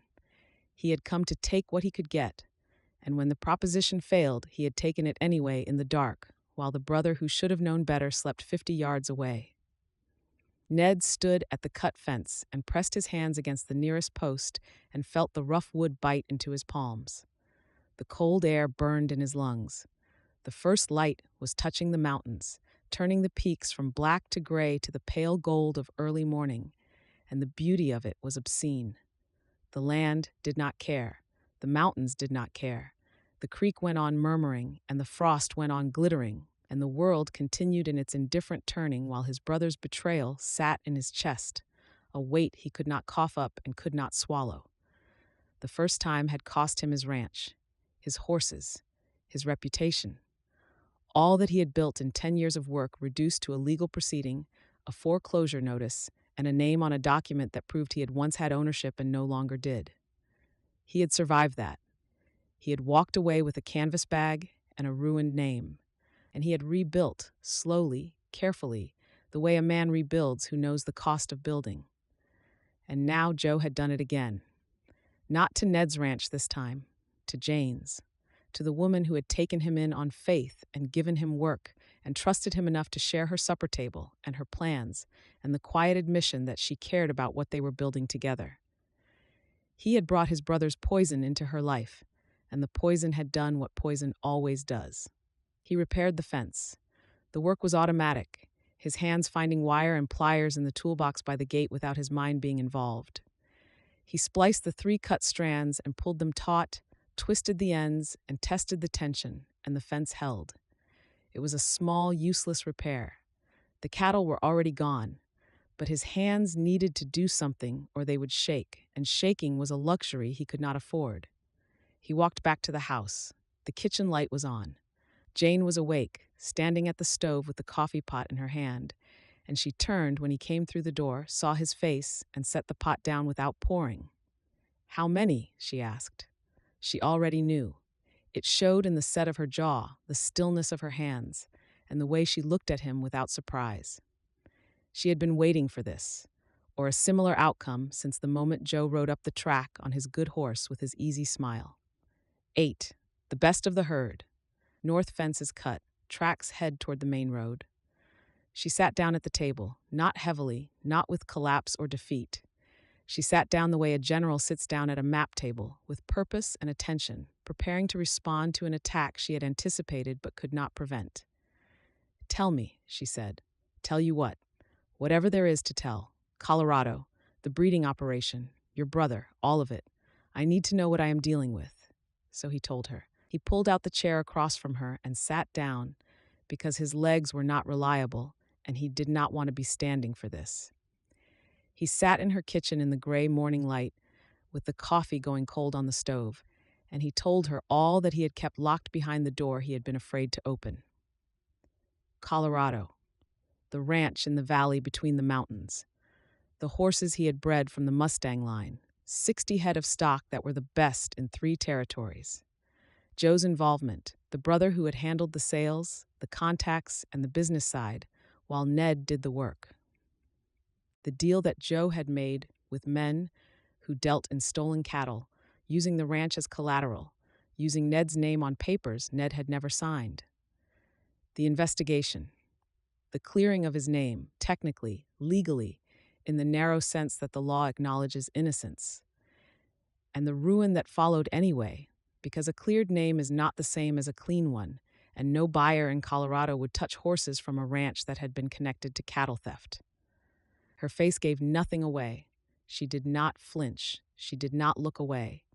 She listened with the same steady attention she always brought, the attention of a woman who had been absorbing difficult truths since she was old enough to understand that her father would never be the man her mother pretended he was.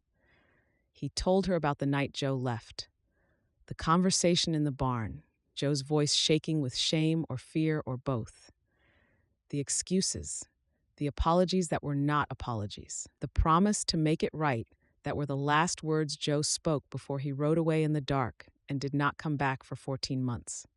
He told her all of it and held nothing back. His voice was steady, his hands were not. They trembled at his sides, and he pressed them against his thighs and kept talking because stopping would be worse. Stopping would leave the silence for her to fill with the words he deserved. "Get out. This is your fault. You brought him here." When he finished, the kitchen was quiet. The clock ticked. The fire murmured. Outside the window, the sun had cleared the mountains, and the frost was melting, and the day was beginning, indifferent and ordinary, the way days begin after everything has changed. Jane was quiet for a long time. She sat at the table with her hands flat on the wood, her eyes on the window, and her face unreadable. He stood and waited and felt the weight of his confession pressing down on him, a load he had been carrying for over a year and had finally set down in the one place where it could do the most damage. "This is my fault," he said. "I brought him here. I should have sent him away the first day, and I didn't. And now your cattle are gone and—" "Those are my cattle," she said. Her voice was level and clear, and it cut through his apology like a blade through rope. "And I want them back." She stood and picked up her hat from the hook by the door. "Can you track your brother? Or do I need to do that myself?" He stared at her. He had expected fury. He had expected the door and the road and the long walk back to the life he had been living before he found her advertisement in a crumpled newspaper in Cheyenne. He had not expected this. She stood in the kitchen doorway with her hat in her hand and the morning light behind her, and her face set in the expression he had come to know better than any other, the expression of a woman who had been knocked down and was already standing up. She was not forgiving him. She was not absolving him. She was choosing, with the ruthless practicality that defined her, to deal with the crisis before she dealt with the blame. "I can track him. Then let's go." She walked out the door. He followed her, because that was all there was to do, and because following her had become, somewhere in the months of shared work and shared silence, the act that made the most sense in a world that had stopped making sense the moment Joe rode up the track. The sun was up, and the frost was gone, and the yard was bright and hard in the morning light, and Jane Parvin was already saddling her mare by the time he reached the barn. Chapter 16. They rode out at first light. The sun had not yet cleared the mountains, and the world was gray and cold, and the frost lay thick on the grass like a second skin. Jane saddled the mare with hands that were steady, and a jaw that was set, and an anger inside her that was so controlled it felt physical, like a rod of iron running from her sternum to her spine. She did not shout. She did not curse. She did not cry. She rode. Ned took the lead, reading the tracks with the practiced attention of a man who had followed cattle across open country before. The trail was not hard to find. 8 head of cattle driven by one rider in the dark left a wide scar across the landscape, churned earth and broken sage, and the deep hoofprints of animals pushed faster than they wanted to go. The trail ran north along the main road for the first 5 miles, then cut west toward the stage route. They rode at a steady trot, covering ground without burning the horses. Jane's mare was sturdy but not fast, her hooves drumming a steady rhythm on the hard-packed road. Ned's roan was solid and willing and kept pace without urging. Between them rode a silence that was different from any silence they had shared before. It was not the comfortable quiet of 2 people who understood each other. It was the tight, loaded silence of a crisis, the kind that holds everything in suspension until the crisis resolves. They did not talk. There was nothing to say that would improve the situation, and Jane did not waste words on situations that required action. The morning warmed as they rode. The frost melted and the grass turned from white to green, and the sage released its sharp, clean scent into the air. Hawks circled overhead, riding the thermals above the foothills. Once, a coyote crossed the road ahead of them, pausing to look back with bright yellow eyes before disappearing into the brush. The land was beautiful and indifferent, and Jane hated it, briefly, for continuing to be beautiful while her cattle were somewhere ahead of her in the hands of a man who had smiled at her over supper and complimented her stew.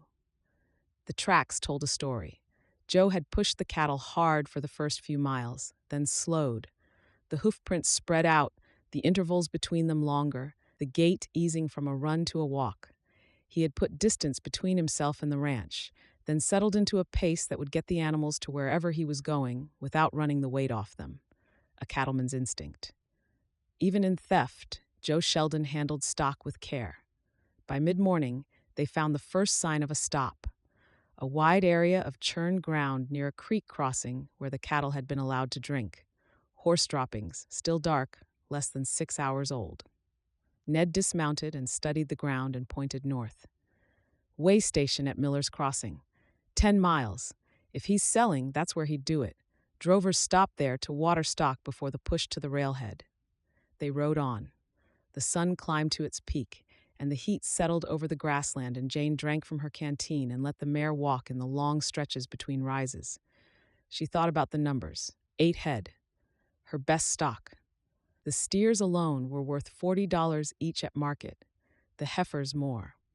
$300 or better, walking north in front of a man who had no right to them and no conscience about taking them. $300 was the difference between making the next payment and losing it all. Joe had not just stolen cattle. He had stolen her margin, the thin line between survival and surrender that she had been walking since the day Harvey died. The way station at Miller's Crossing was a low building of logs and sod set in a bend of the creek where 3 trails met. A plank corral held a dozen horses, and beside it, a larger pen was full of cattle, 50 head or more, milling in the dust.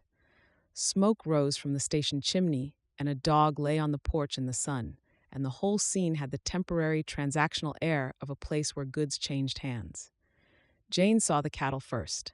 8 head, penned separately from the main herd, standing in the smaller of the 2 corrals. She recognized them immediately. The big red steer with the notched ear, the black heifer with the white face, her cattle, her brand. The anger, which had been a controlled force all morning, flared in her chest like a match struck in a dark room. Joe was standing by the large corral with a man in a dust-colored coat and a wide hat. A drover by the look of him, lean and weathered, with the easy stance of a man who spent his life in the saddle. They were talking. Joe was gesturing with his hands, the way he did when he was selling something. The open palms, the inclusive sweep, and the smile designed to make you feel like you were being invited into a good deal rather than being led into a bad one. Joe saw them coming, and his face went through 3 changes in the space of a heartbeat. Surprise. Then the quick flicker of calculation, the mind working behind the eyes, assembling options and exits. Then something else, something that in a better man might have been shame, but in Joe was probably just the recognition that his timetable had been disrupted. Ned, Joe raised his hand. Listen, let me explain. These are my cattle. Jane rode past Joe and pulled the mare to a stop beside the smaller corral. She addressed the drover directly, cutting Joe out of the conversation as cleanly as a surgeon cutting dead tissue. My name is Jane Parvin. I own Sagebrush Creek Ranch south of Whitehorn. Those 8 head carry my brand. They were stolen from my property last night. The drover looked at her. He looked at the cattle. He walked to the corral and leaned over the rail and looked at the brand on the nearest steer, a simple P inside a circle. And then he stepped back from the corral and from Joe with the deliberate distance of a man who wanted no part of whatever was about to happen. I don't buy stolen stock, the drover said. His voice was flat and final.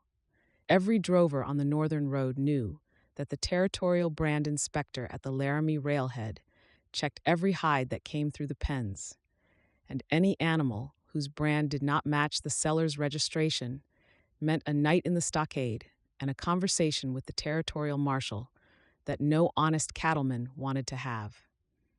He picked up his hat from the fence post and walked toward the station without looking back. Joe's deal collapsed in the time it took the drover to cross the yard.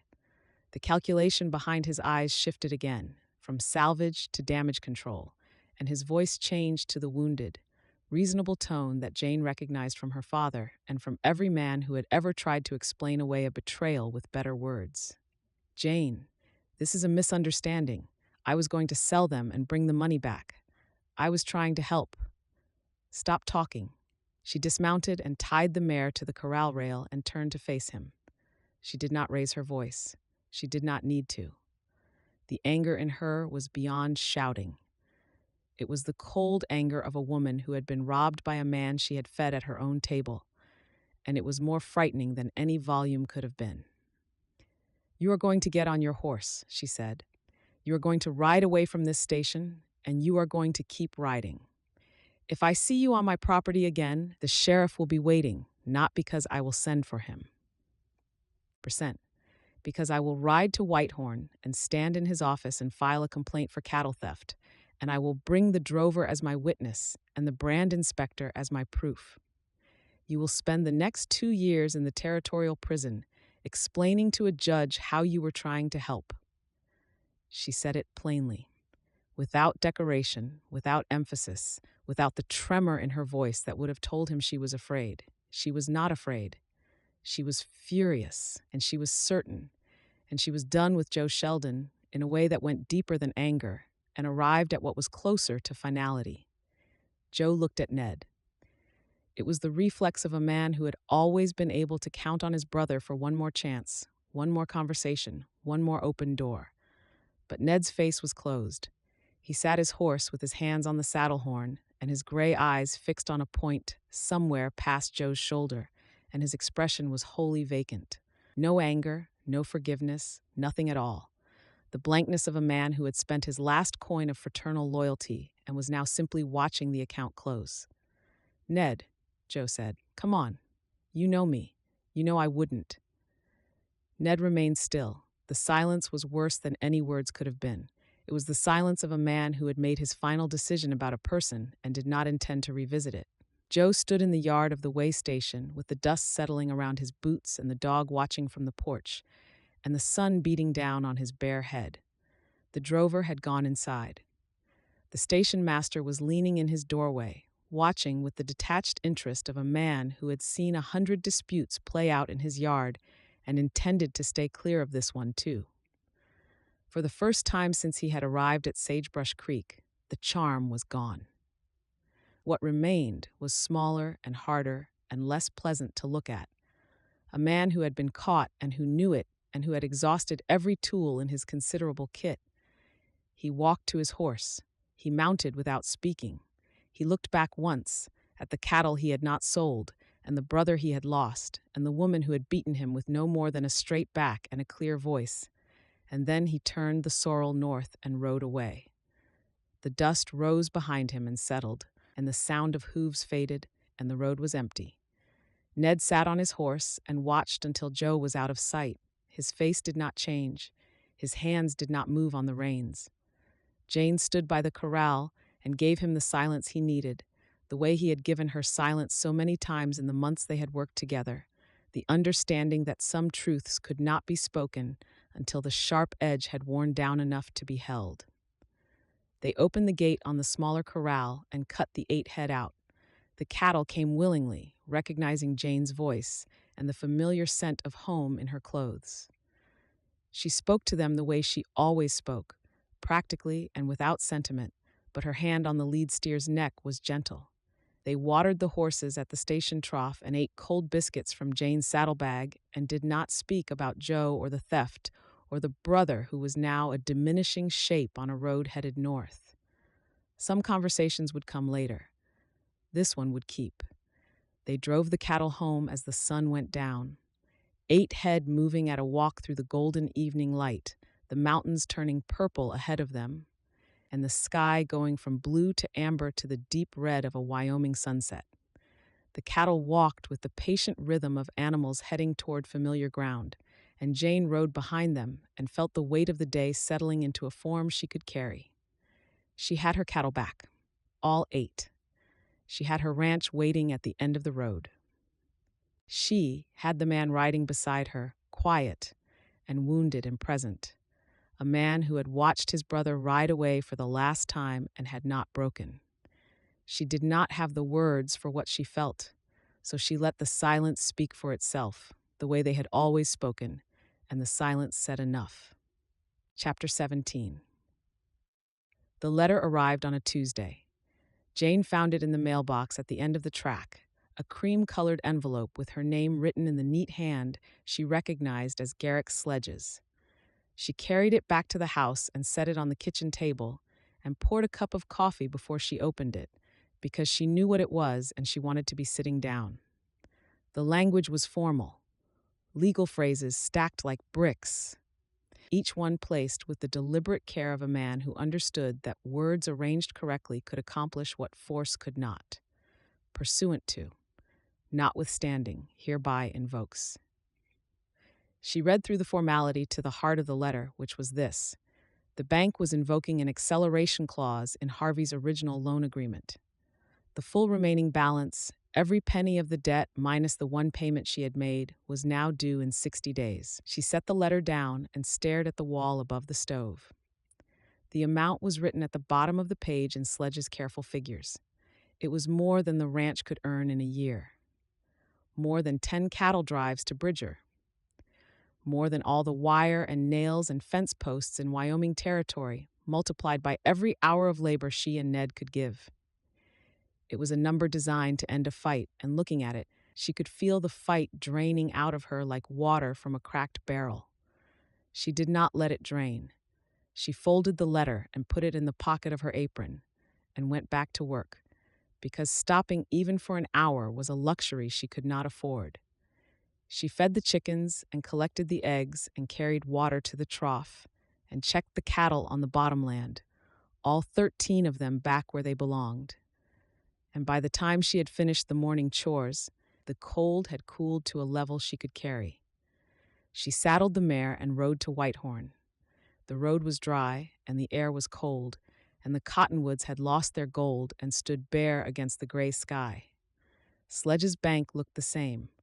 The brick and the gold lettering and the tall windows that caught the morning sun and threw it back at the street like a display of wealth.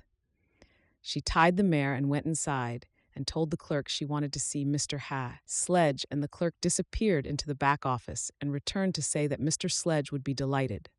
Delighted. The word tasted like ash. His office was unchanged. The dark wood, the polished desk, the painting of cattle on open range, the lamp, the inkstand, the leather blotter, clean and ordered. Sledge rose when she entered and gestured to the chair and offered coffee, and she refused the coffee and sat down and placed the letter on the desk between them. "Explain this," she said.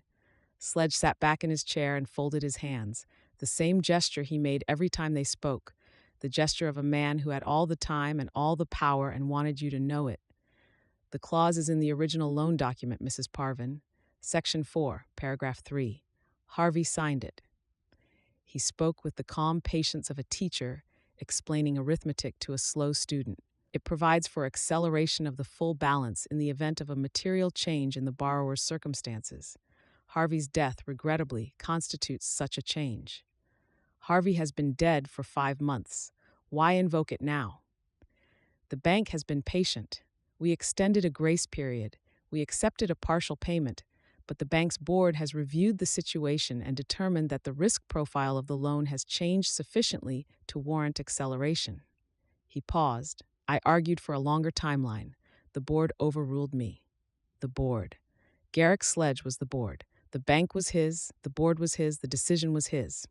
The fiction of institutional authority was so thin, she could see through it to the man underneath, the man who had decided that patience was no longer serving his purpose, and it was time to apply the final pressure. "You're trying to take my ranch. I'm protecting the bank's investment." His voice was soft, reasonable. The voice of a man who had practiced being reasonable the way a boxer practices his jab. "Mrs. Parvin, I have offered you a fair price. I have offered it 3 times. I am offering it again now. Accept the sale, clear the debt, and walk away with enough to start fresh. This does not have to end in foreclosure. Your offer was not fair the first time, and it has not improved with repetition. The ranch's value has not improved either." He leaned forward. 13 head of cattle, a repaired barn, and 100 yards of new fence do not make a profitable operation. You are working hard, I will grant you that. But hard work without capital is just suffering with a schedule. She looked at him across the polished desk and felt the anger burn low and steady in her chest. He was not wrong about the numbers. That was the worst of it. The numbers were on his side. They had always been on his side, arranged there by Harvey's signature and Sledge's patience and the simple mathematics of compound interest. She could not fight the numbers. She could only fight the man behind them. "I want to see the original loan document." Something flickered in his eyes, not concern. Closer to amusement, the expression of a man who has been challenged by someone he does not consider a threat. He opened a drawer and produced a folder and laid it on the desk. "Of course, full transparency, as always." She took the folder. It was heavy in her hands, heavier than paper should be, weighted with the accumulated decisions of a dead man and the ambitions of a living one. She did not open it at his desk. She would not give him the satisfaction of watching her search for a crack in his armor while he sat in his leather chair and observed. She stood and tucked the folder under her arm and walked to the door. 60 days, Mrs. Parvin. His voice followed her out. I hope you will use them wisely. She rode home with the folder pressed against her side, and the anger and the fear chasing each other through her chest like two animals in a pen. The road was the same road it had always been, the dead pine and the crows and the creek flashing silver through the cottonwoods, but it had changed. 60 days. The number sat in her mind like a clock with a broken face, counting down to something she could not see but could feel approaching. At the ranch, she sat at the kitchen table, opened the folder, and read every page. Harvey's loan, the terms, the interest rate, which was higher than she had understood, the payment schedule, the acceleration clause buried in the fourth section, written in the dense, careful language of a man who built traps from words. She read it twice and then a third time, looking for a flaw, an ambiguity, a foothold. She found none. Sledge's paperwork was as precise as his desk, every word measured, every contingency anticipated. The trap was well built. She went to Hetty's that evening, riding into town as the sun dropped behind the mountains and the air turned cold with the promise of frost. Hetty met her at the door and took one look at her face and put the kettle on without asking. How bad? Full balance, 60 days, acceleration clause. Hetty sat down across from her and remained quiet for a long time, which was unlike Hetty. The boarding house kitchen was warm with the smell of bread and coffee, and the fire crackled in the stove, and the clock ticked on the wall. Outside the window, the town of Whitehorn was settling into its evening routines. Lamps lit, doors closed, the ordinary business of people whose ranches were not being taken from them by men with gold watch chains and polished desks. There's a broker in Laramie, Hetty said finally. She set her cup down and leaned forward with the expression of a woman who has been thinking hard and has arrived at something worth saying. Name of Pharaoh, deals directly with small ranchers. He's been buying stock from the homesteaders in the basin for years, pays fair, and doesn't answer to Sledge. She paused. It's not a solution, but it's a thread. A thread is more than I have. Write to him. Tell him what you've got and what you need. If the price is right and you can move enough stock, you might cover a piece of it. Hetty poured the coffee and set it down with the decisive thud that was her signature. You've got that stallion, too. If your man can finish him, a horse that good could fetch real money from the right buyer. Jane wrapped her hands around the cup. The warmth seeped into her fingers, and she let it, the small comfort of heat against skin. Trouble was close to ready. Ned had said another month, maybe less. A trained stallion with the bloodlines and the temperament that horse had, if the right buyer saw him, could bring $60 or more. Add that to whatever the Laramie broker would pay for stock, and the arithmetic began to shift. Not enough, not nearly enough, but closer. She rode home in the dark. The stars were thick overhead and the air was cold, and the mare walked with the steady patience of an animal who had made this trip 100 times and could find the way blindfolded. The ranch appeared as a collection of shapes against the starlit sky, the barn and the house and the corral, the life she had built from the wreckage of Harvey's death and her own stubborn refusal to surrender. Ned was on the porch. He stood when he heard her horse and came down the steps and took the mare's reins while she dismounted. She told him all there was to tell: the letter, the acceleration clause, the amount, the 60-day timeline. She laid it out the way she had laid out the cattle drive plan, plainly, without softening, because he deserved the truth, and she was too tired to dress it up. They sat on the porch together. She brought out Harvey's ledger and the loan documents and the numbers she had been running in her head all day, and she spread them on the boards between them, and for the first time, she let him see the full picture. Not just the next payment, the whole debt, the interest, the timeline, the gap between what they had and what they needed, a gap so wide it looked like a canyon in the lamplight. She was not asking him to save her. She had never asked anyone to save her, and she was not about to start. She was asking him to think, to sit beside her and look at the numbers and bring whatever he had to the problem, because two minds were better than one, and she trusted his mind even when she was not yet ready to trust her heart. Ned studied the figures. He asked questions, quiet and specific. The questions of a man who had run a business of his own and understood the language of debt and income, and the brutal arithmetic of survival. He ran calculations on the back of a feed receipt, his pencil moving in the lamplight, and he did not tell her it would be all right, because he was not a man who offered comfort he could not back up with fact. What he offered instead was his presence and his attention and the willingness to sit in the dark with her and look at the worst of it without flinching. He stayed up all night with the numbers. Jane went inside and lay on her bed and stared at the ceiling and listened to the scratch of his pencil through the wall and felt, alongside the fear and the anger and the weight of whatever was coming, a warmth she could not name and did not try to. Chapter 18. The road to Laramie was 2 days of hard riding through open country that stretched so wide and empty it made a man feel like the last person on earth.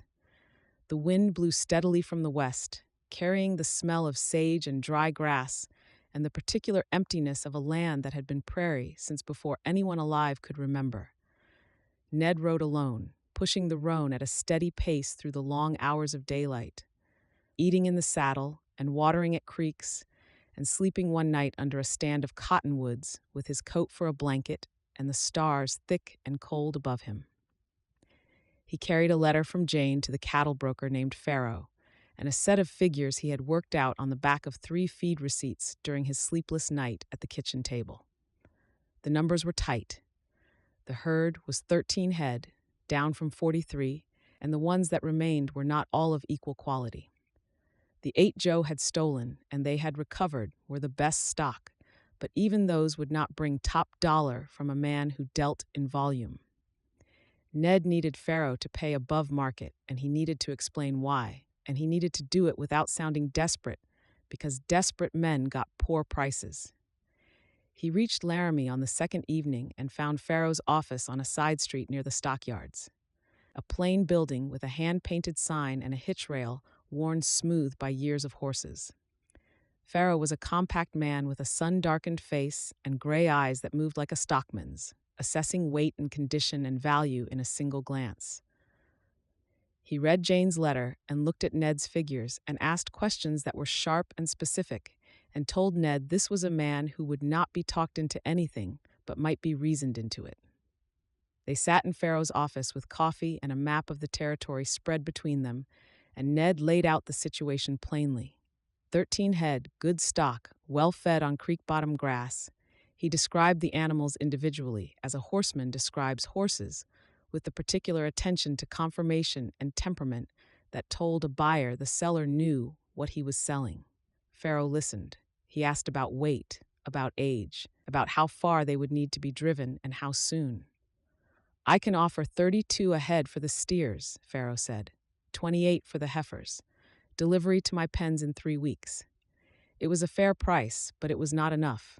Ned did the arithmetic in his head and came up short by more than $100. He sat in the chair across from Pharaoh's desk and thought about the woman who was waiting at Sagebrush Creek with a 60-day clock counting down and a bank that wanted her land more than it wanted her money. 35 for the steers, Ned said. 30 for the heifers. They're the best stock between here and Bridger, and you know it. Pharaoh looked at him. The gray eyes measured something that was not cattle. "You're not selling for yourself." "No." "The widow up in Whitehorn. Sledge is trying to push her out. You know about that?" "Everyone between here and Cheyenne knows about it. Sledge is not as subtle as he thinks." Pharaoh picked up his coffee and drank, and set it down and was quiet for a moment. Then he nodded. 34 for the steers, 29 for the heifers. Best I can do, but I'll take the lot. Ned shook his hand.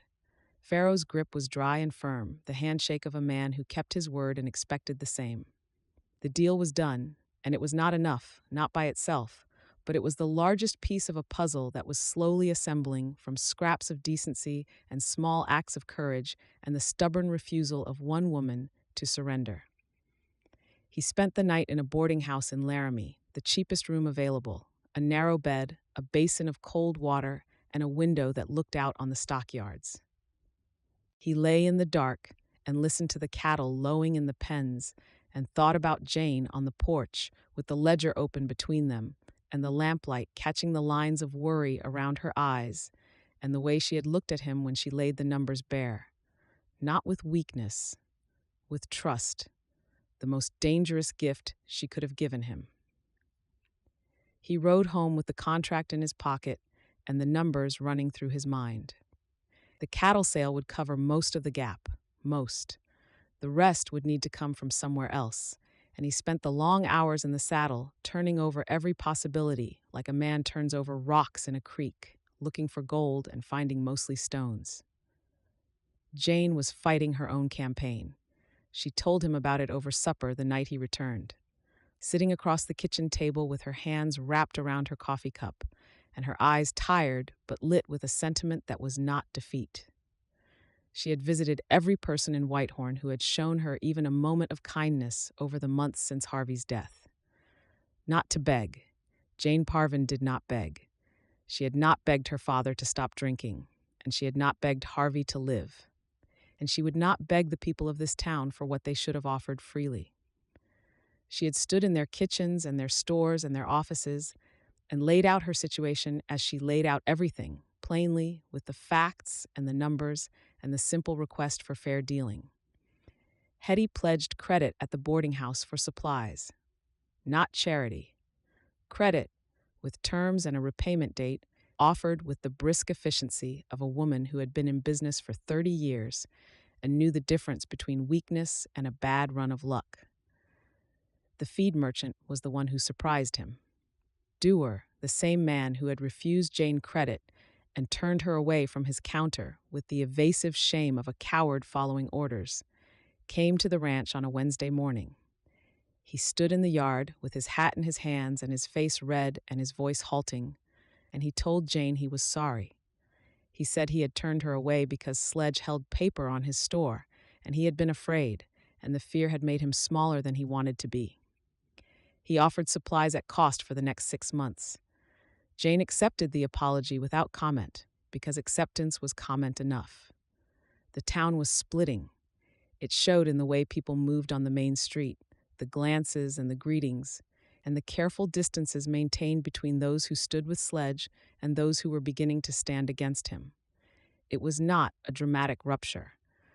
Whitehorn was too small and too interconnected for open warfare. It was a slow, quiet fracture, the kind that runs through a piece of wood before it breaks, invisible until the weight shifts. 3 ranchers to the north sent word that they would help with the cattle drive to Laramie. No payment asked, just the offer, passed through their wives and the post office. And the particular network of communication that ran through a western town like water through rock, finding every crack and filling every gap. 3 men with horses and dogs and the knowledge of how to move cattle across open country offered freely because they had watched a widow fight for her land and had decided quietly and without fanfare that she had earned the help. 2 merchants extended credit without being asked. The blacksmith who had turned Jane away months ago repaired a broken axle on the ranch wagon and refused payment. The doctor's wife brought a basket of preserves to the ranch house door and left it without knocking, the jars wrapped in cloth and packed with the care of a woman who wanted to help but was not yet brave enough to be seen helping. Small gestures, all of them. The kind of kindness that lives in the cracks of a community and emerges when the official structures have failed, and ordinary people decide one by one that their silence has cost more than their speech. And then Pastor Waite preached his sermon. Ned heard about it secondhand from a rancher named Hutton, who stopped at the ranch on Monday with a wagon load of hay he was delivering at cost. Hutton was a quiet man with a weather-beaten face and the look of someone who had been thinking about something for a long time and had finally made up his mind. The pastor stood up there on Sunday morning, Hutton said, leaning against the corral fence with his arms crossed, and he talked about the duty of a community to protect its weakest members. He talked about the sin of standing by while a powerful man takes what isn't his. He talked about the woman at the well and the widow's mite and every other Bible story about people who had nothing and were asked to give more. Hutton shook his head. He didn't name any names. Didn't have to. Amelia Sledge walked out before the final hymn, took her hat and her gloves, and walked right down the center aisle and out the door, and every person in that church watched her go. The momentum was shifting. Not dramatically, not with trumpets and banners and the certainty of victory. It was shifting as the weather shifts on the plains, gradually and then all at once. A change in the wind you felt before you saw it, a heaviness in the air that meant the storm was breaking one way or the other. Ned sold trouble. The stallion was ready. Not perfectly trained, not finished in the way a man like Ned wanted to finish a horse, but ready enough for a buyer who knew what he was looking at. A rancher named Colton from the South Basin rode out to see the horse and watched Ned put him through his paces in the corral and made an offer of $65 without being asked. Ned looked at Jane. She nodded once. He accepted. The money was another piece of the puzzle, another stone in the wall they were building against Sledge's 60-day clock. 2 more ranchers came to the house that week. They offered labor for the drive. They offered the use of a line cabin on the northern route. They offered the quiet, practical solidarity of men who worked the same land and understood that what was being done to Jane could be done to any of them. Ned stood in the yard and watched the ranchers ride away and experienced a feeling he had not felt in a long time. Not hope, exactly. Hope was too bright a word for a man who had learned to be careful with bright words. But a feeling close to it. A belief, small and tentative, and defended on all sides by caution that this might work, that the numbers might close, that the town might hold, that the woman in the kitchen, with her tired eyes and her straight back and her absolute refusal to surrender, might win. He went inside and told Jane about the drive help, the line cabin, and the hay from Hutton and the sermon from Pastor Waite. She listened and nodded, and her eyes were bright. And she pressed her lips together the way she did when she was trying not to feel too much. And he wanted to take her hand and tell her feelings he was not yet brave enough to voice. Instead, he poured the coffee and set her cup down in front of her, and their fingers touched on the handle, just briefly, the way they had touched a dozen times before, on biscuit plates and dish rags and fence posts. The touch was small and warm, and it carried more weight than any words he could have assembled from the limited vocabulary of a man who was learning, slowly and with great difficulty, to let himself want again. They sat at the table and began planning the drive to Laramie. Chapter 19. The cattle drive to Laramie went smoothly. 3 neighboring ranchers rode with Ned, their horses and their dogs, and their experience turning the 13-head drive into what felt for the first time like a proper operation.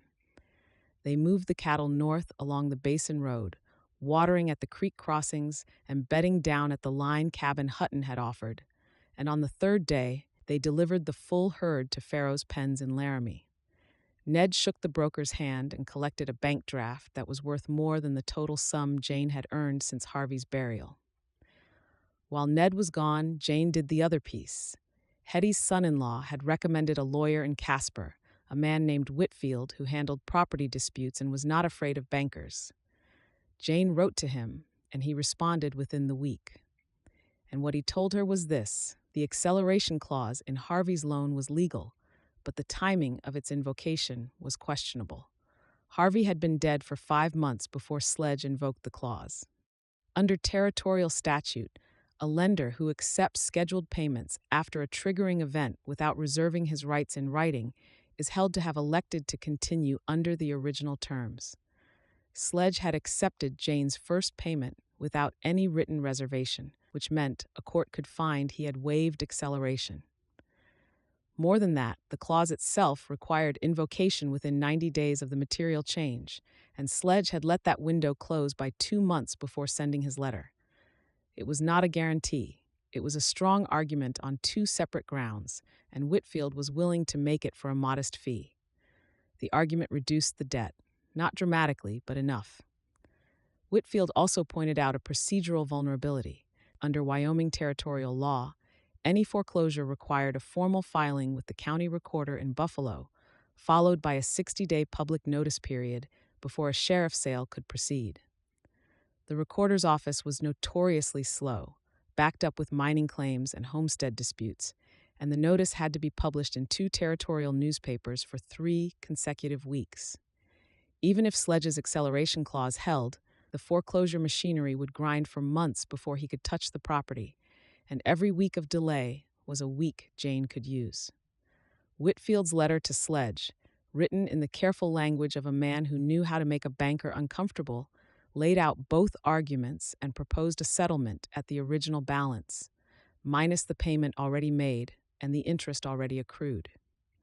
Sledge's response came 3 days later, accepting the settlement with the cold precision of a man who recognized that a courtroom fight he might lose was worse than a discount he could absorb. The remaining balance dropped by nearly a third. Ned returned from Laramie on a Thursday evening, dusty and tired and carrying the bank draft in the inside pocket of his coat. Jane met him in the yard, and he handed her the draft without ceremony. She looked at the number and did the arithmetic in her head. And for the first time in months, the arithmetic worked. She sat at the kitchen table that evening and laid out every source of money they had assembled, writing each figure on the same feed receipt on which Ned had done his calculations on that sleepless night. The cattle sale, Trouble's $65, the stallion she had named in frustration and come to love. The legal reduction, every egg sold and every cord of wood cut, and every penny hoarded in the strongbox under the floorboard. Her hand was steady as she wrote, but her breath was not, because the numbers were adding up to a figure that looked, for the first time, like enough. She set the pencil down and stared at the total. $12 short, close enough to taste, too far to reach. Hetty sent a note the next morning with a rider from town. Inside the envelope was a banknote for $15 and a single sentence written in Hetty's firm hand. Consider it a loan at 0 interest, payable when you are good and ready, and not a day before. Jane sat at the kitchen table and held the note and felt the tears come, finally, for the first time since Harvey's funeral. She let them fall. She did not wipe them away. She sat in the quiet kitchen, with the morning light coming through the window, and the fire murmuring in the stove and the clock ticking on the mantel. She cried for the fear that was ending, and the fight that was almost won, and the kindness of a woman who had never asked for a return beyond the pleasure of watching someone she believed in succeed. She dressed carefully on the morning she went to settle the debt. The dark cotton dress from Ohio, pressed and clean. The boots she had blacked the night before. Her hair braided and pinned. She looked at herself in the small mirror by the door. She saw a woman who had walked into this bank twice before, once with a partial payment and once with a refusal, and who was about to walk in for the last time with something neither Garrick Sledge nor the town of Whitehorn had expected her to possess: the full amount. She rode to Whitehorn in the early morning. The road was familiar. Every landmark, every bend, every stretch of fence and creek and sage that she had ridden past 100 times in the months since she arrived at Sagebrush Creek, as a stranger with a dead husband's debts and a town's hostility, and little more than her own stubbornness to hold the pieces together. The cottonwoods along the creek were bare, the branches black against the winter sky, but the buds were there if you looked closely, tight green knots promising spring. The bank was quiet. The clerk looked up when she entered, and his expression went through the same calculation it always did: the assessment of a woman in a plain dress with calloused hands who did not belong in a room with polished wood and gold lettering. She did not wait to be announced. She walked to Sledge's office door, knocked, and entered without waiting for an answer. Sledge sat behind his desk.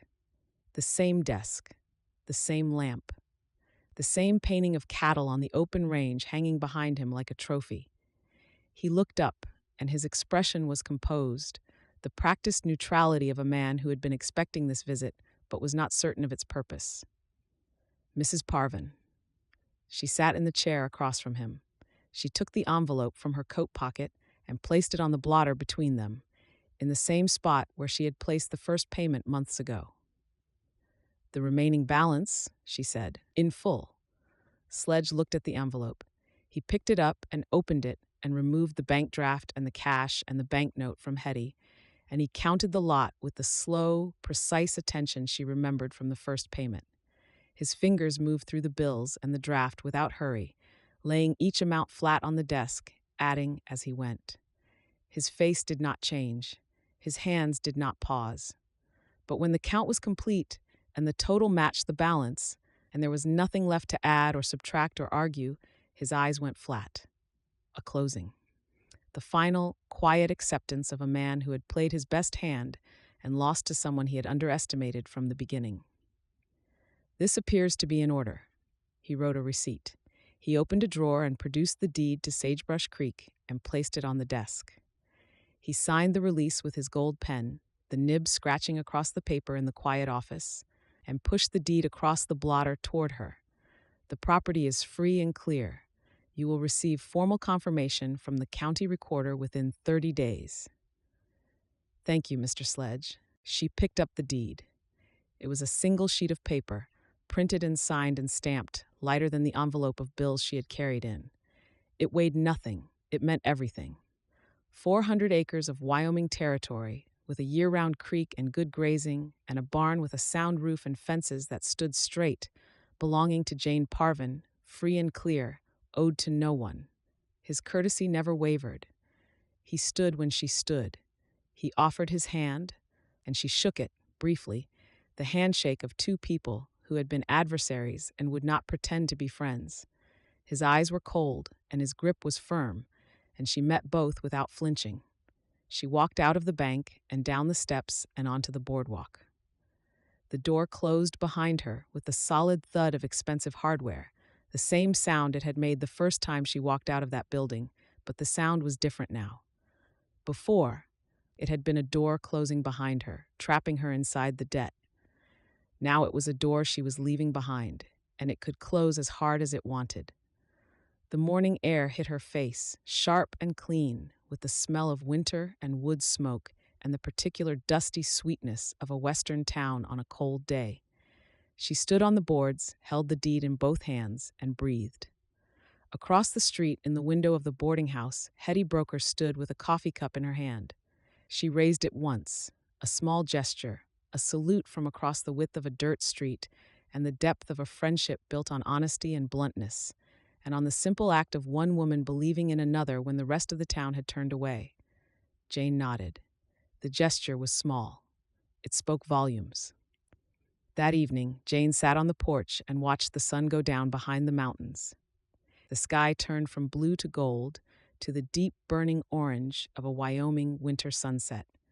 The light caught the peaks and the ridgeline and the long sweep of the valley and the ranch below it. Her ranch, every board and post and acre of it belonging to her in a way it had not belonged to her before this morning. Ned came around the corner of the barn. He had been working on the new corral he was building, a larger pen for the horses he planned to breed in the spring. And his hands were rough with splinters, and his coat was dusty, and he moved with the steady, unhurried stride of a man who was comfortable in the place where he stood. He wiped his hands on his trousers and sat beside her on the porch step, not close enough to touch. The careful distance they had always maintained, the space between two people who had learned through separate and painful experience that closeness was the most dangerous territory there was. "I don't want to be your hired hand anymore," he said. The words came without preamble. He looked straight ahead at the mountains and the sky and the land that was turning dark as the sun dropped below the ridge, and his voice was steady in the way that told her his hands were not. "I want to be your partner, in the ranch, in life." He paused. The pause lasted long enough for the last light to leave the sky and the first stars to show above the mountains. "If you'll have me." She was quiet for a long time, long enough for the dark to settle and the cold to press in and the stars to multiply and the silence to grow heavy with all there was that they had never said. Long enough for Ned to think in the gathering dark that he had made a terrible mistake, and that the woman beside him was searching for the gentlest way to say no. "The last man I trusted," she said, "gave me a failing ranch and a pile of debt, and the one before that drank away my childhood." She looked at her hands folded in her lap, the hands that had mended fences and driven cattle, and written an advertisement for a partner she had not dared to hope would be more than a hired hand. "But you are unlike either of those men." She turned to him. In the starlight, her face was open and unguarded, and the careful armor she had worn since the day he arrived was gone, set aside the way a woman sets aside a coat she no longer needs because the cold has passed. "Yes," she said. The word was simple and quiet, and it held none of the weight it carried. He reached for her hand. She gave it.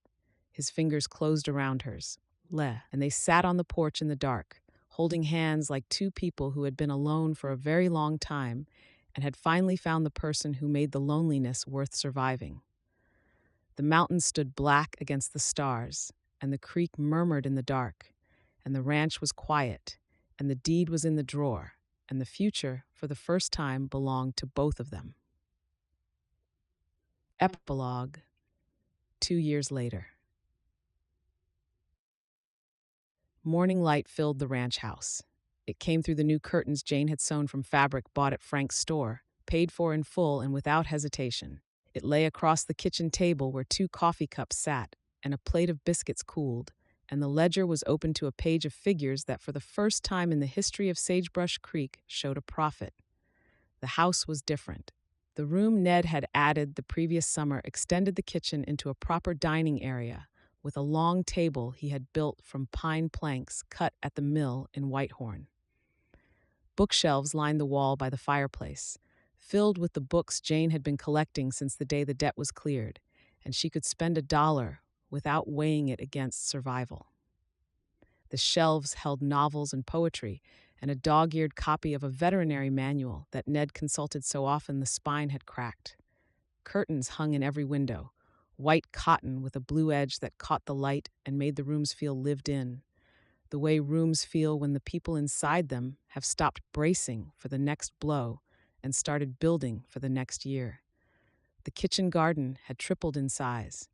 It spread below the window, 3 raised beds where one had been, the soil dark and turned and ready for spring planting. Tomatoes, beans, squash, herbs, and a row of peppers she had planted from seed in April and nursed through every frost. She had added a row of sunflowers along the south fence last summer, and they had grown taller than the corral posts, and their bright faces had followed the sun across the sky like a congregation of optimists. Outside, the ranch wore its winter quiet like a comfortable coat. The barn roof that Ned had repaired in those first desperate weeks was still sound, still shedding rain and snow as it was built to, and beside it stood the lean-to he had added for equipment storage, its walls tight and its door on proper hinges. The chicken coop had been rebuilt. The fences ran straight to the ridge and beyond, mile after mile of wire and post that they had strung together in the heat of summer and the cold of fall and the long, bright days of spring. The physical evidence of 2 years of work done side by side. 4 horses stood in the new corral Ned had designed and built with his own hands. A proper training pen with solid posts and a round pen attached for braking. The corral was twice the size of the old one, and the fence was straight and true, and the gate swung on iron hinges that a blacksmith in Whitehorn had forged and delivered and refused to accept payment for, saying only that he owed the Sheldons a debt he was not inclined to specify. Jane rested her hand on her belly and felt the baby move. A small kick, low and to the left, the particular insistent motion of a child who was not yet born but was already making opinions known. She smiled. The smile came easily now, as it had not come easily for most of her life, arriving without effort or calculation, the natural expression of a woman who had more reasons to smile than she had once believed possible. Through the window, she watched Ned work a young mare in the round pen. The mare was a 2-year-old from the first foal crop of the breeding stock he had purchased with the profits from the ranch's first good year. a compact chestnut with the quick feet and the willing temperament that buyers looked for. Ned moved with her in the slow, patient circles that were his signature, his voice low and steady, his hands calm, the rope loose between them like a conversation rather than a command. The mare's ear was turned toward him, listening. She was learning to trust, the way all of Ned's horses learned to trust, through patience and consistency, and the quiet certainty of a man who had learned that the best bonds in life were built slowly and could not be rushed. He caught her watching through the window and grinned. It was an open, unguarded expression, the kind that transformed his face from stern to warm in an instant, and Jane knew that it had taken him a long time to relearn that particular movement of his mouth. The grin of a man who had spent years forgetting how to be happy and was now, slowly, and with the careful attention he brought to everything, remembering. She poured herself a second cup of coffee, the good coffee from the tin she bought monthly now without counting the cost, and sat at the kitchen table and pulled a sheet of paper toward her.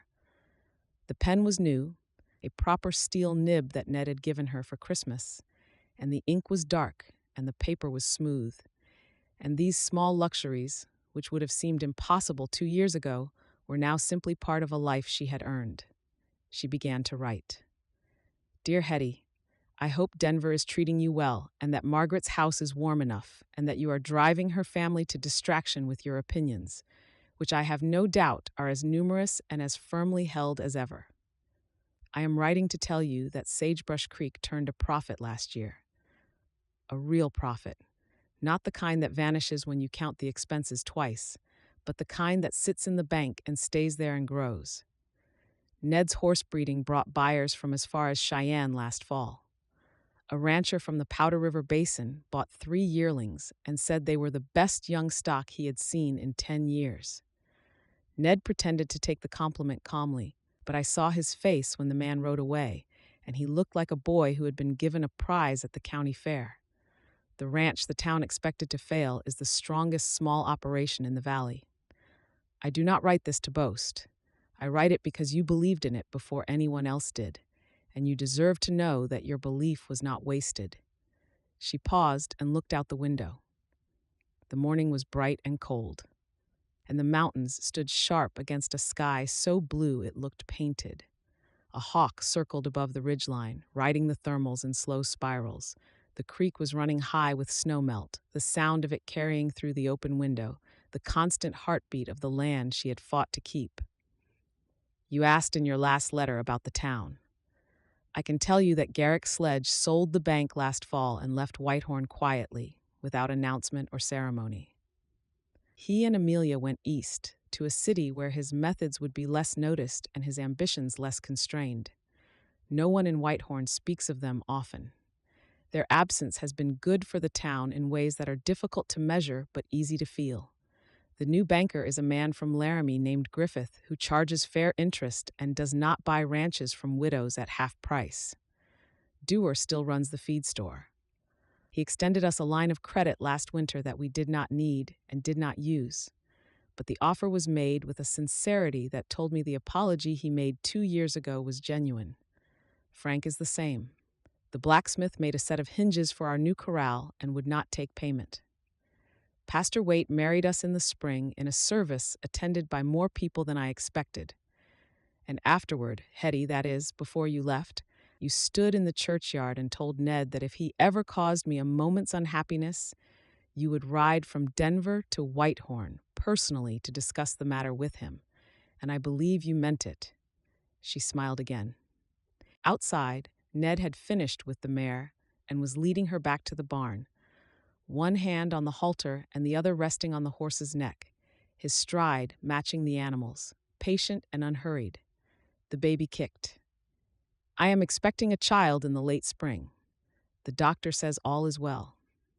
Ned has taken to the prospect of fatherhood with the same quiet intensity he habitually brings, which is to say he has read the veterinary manual 3 times, looking for applicable principles, and has already built a cradle from cherry wood that he sanded so smooth I could use it as a mirror.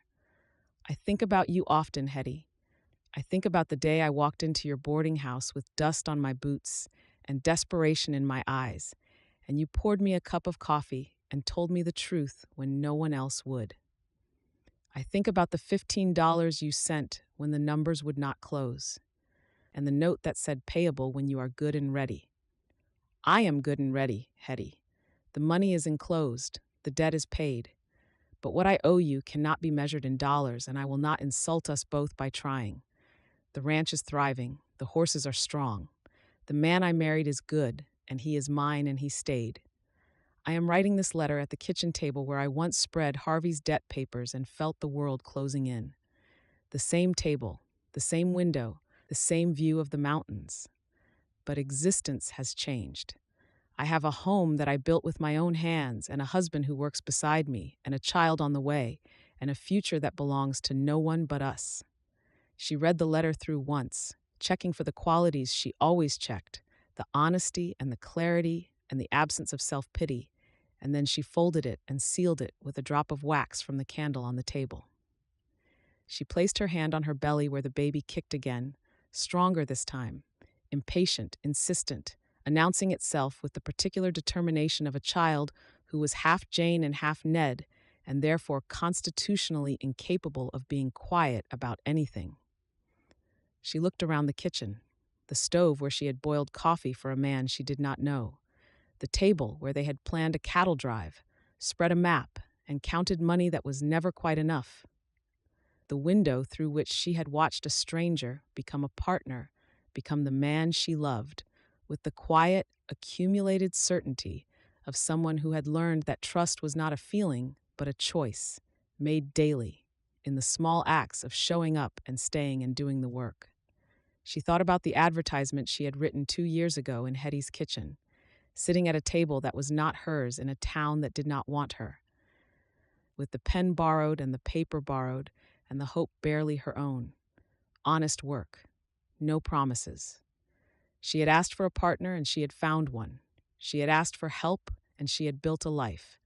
She had written 14 lines of plain truth and mailed them to a newspaper in Cheyenne, and a man in a boarding house had read them by lamplight and written back 14 lines of his own. And from those 28 lines of careful, guarded honesty had grown everything beyond this window. The mountains, the creek, the horses in the corral, the man in the round pen, patient and steady and hers. She placed her hand on the letter and felt the paper warm beneath her fingers. Warm the way the house was warm, the way the mornings were warm now, with coffee and the smell of biscuits and the sound of Ned's boots on the porch. Then she stood and put on her coat and walked outside into the morning, where the air was cold and clean, and the future was wide open, and Ned was waiting by the fence with the sun on his face and his hand extended toward her, the way it had been extended, she understood now, since the first day he arrived. She took it.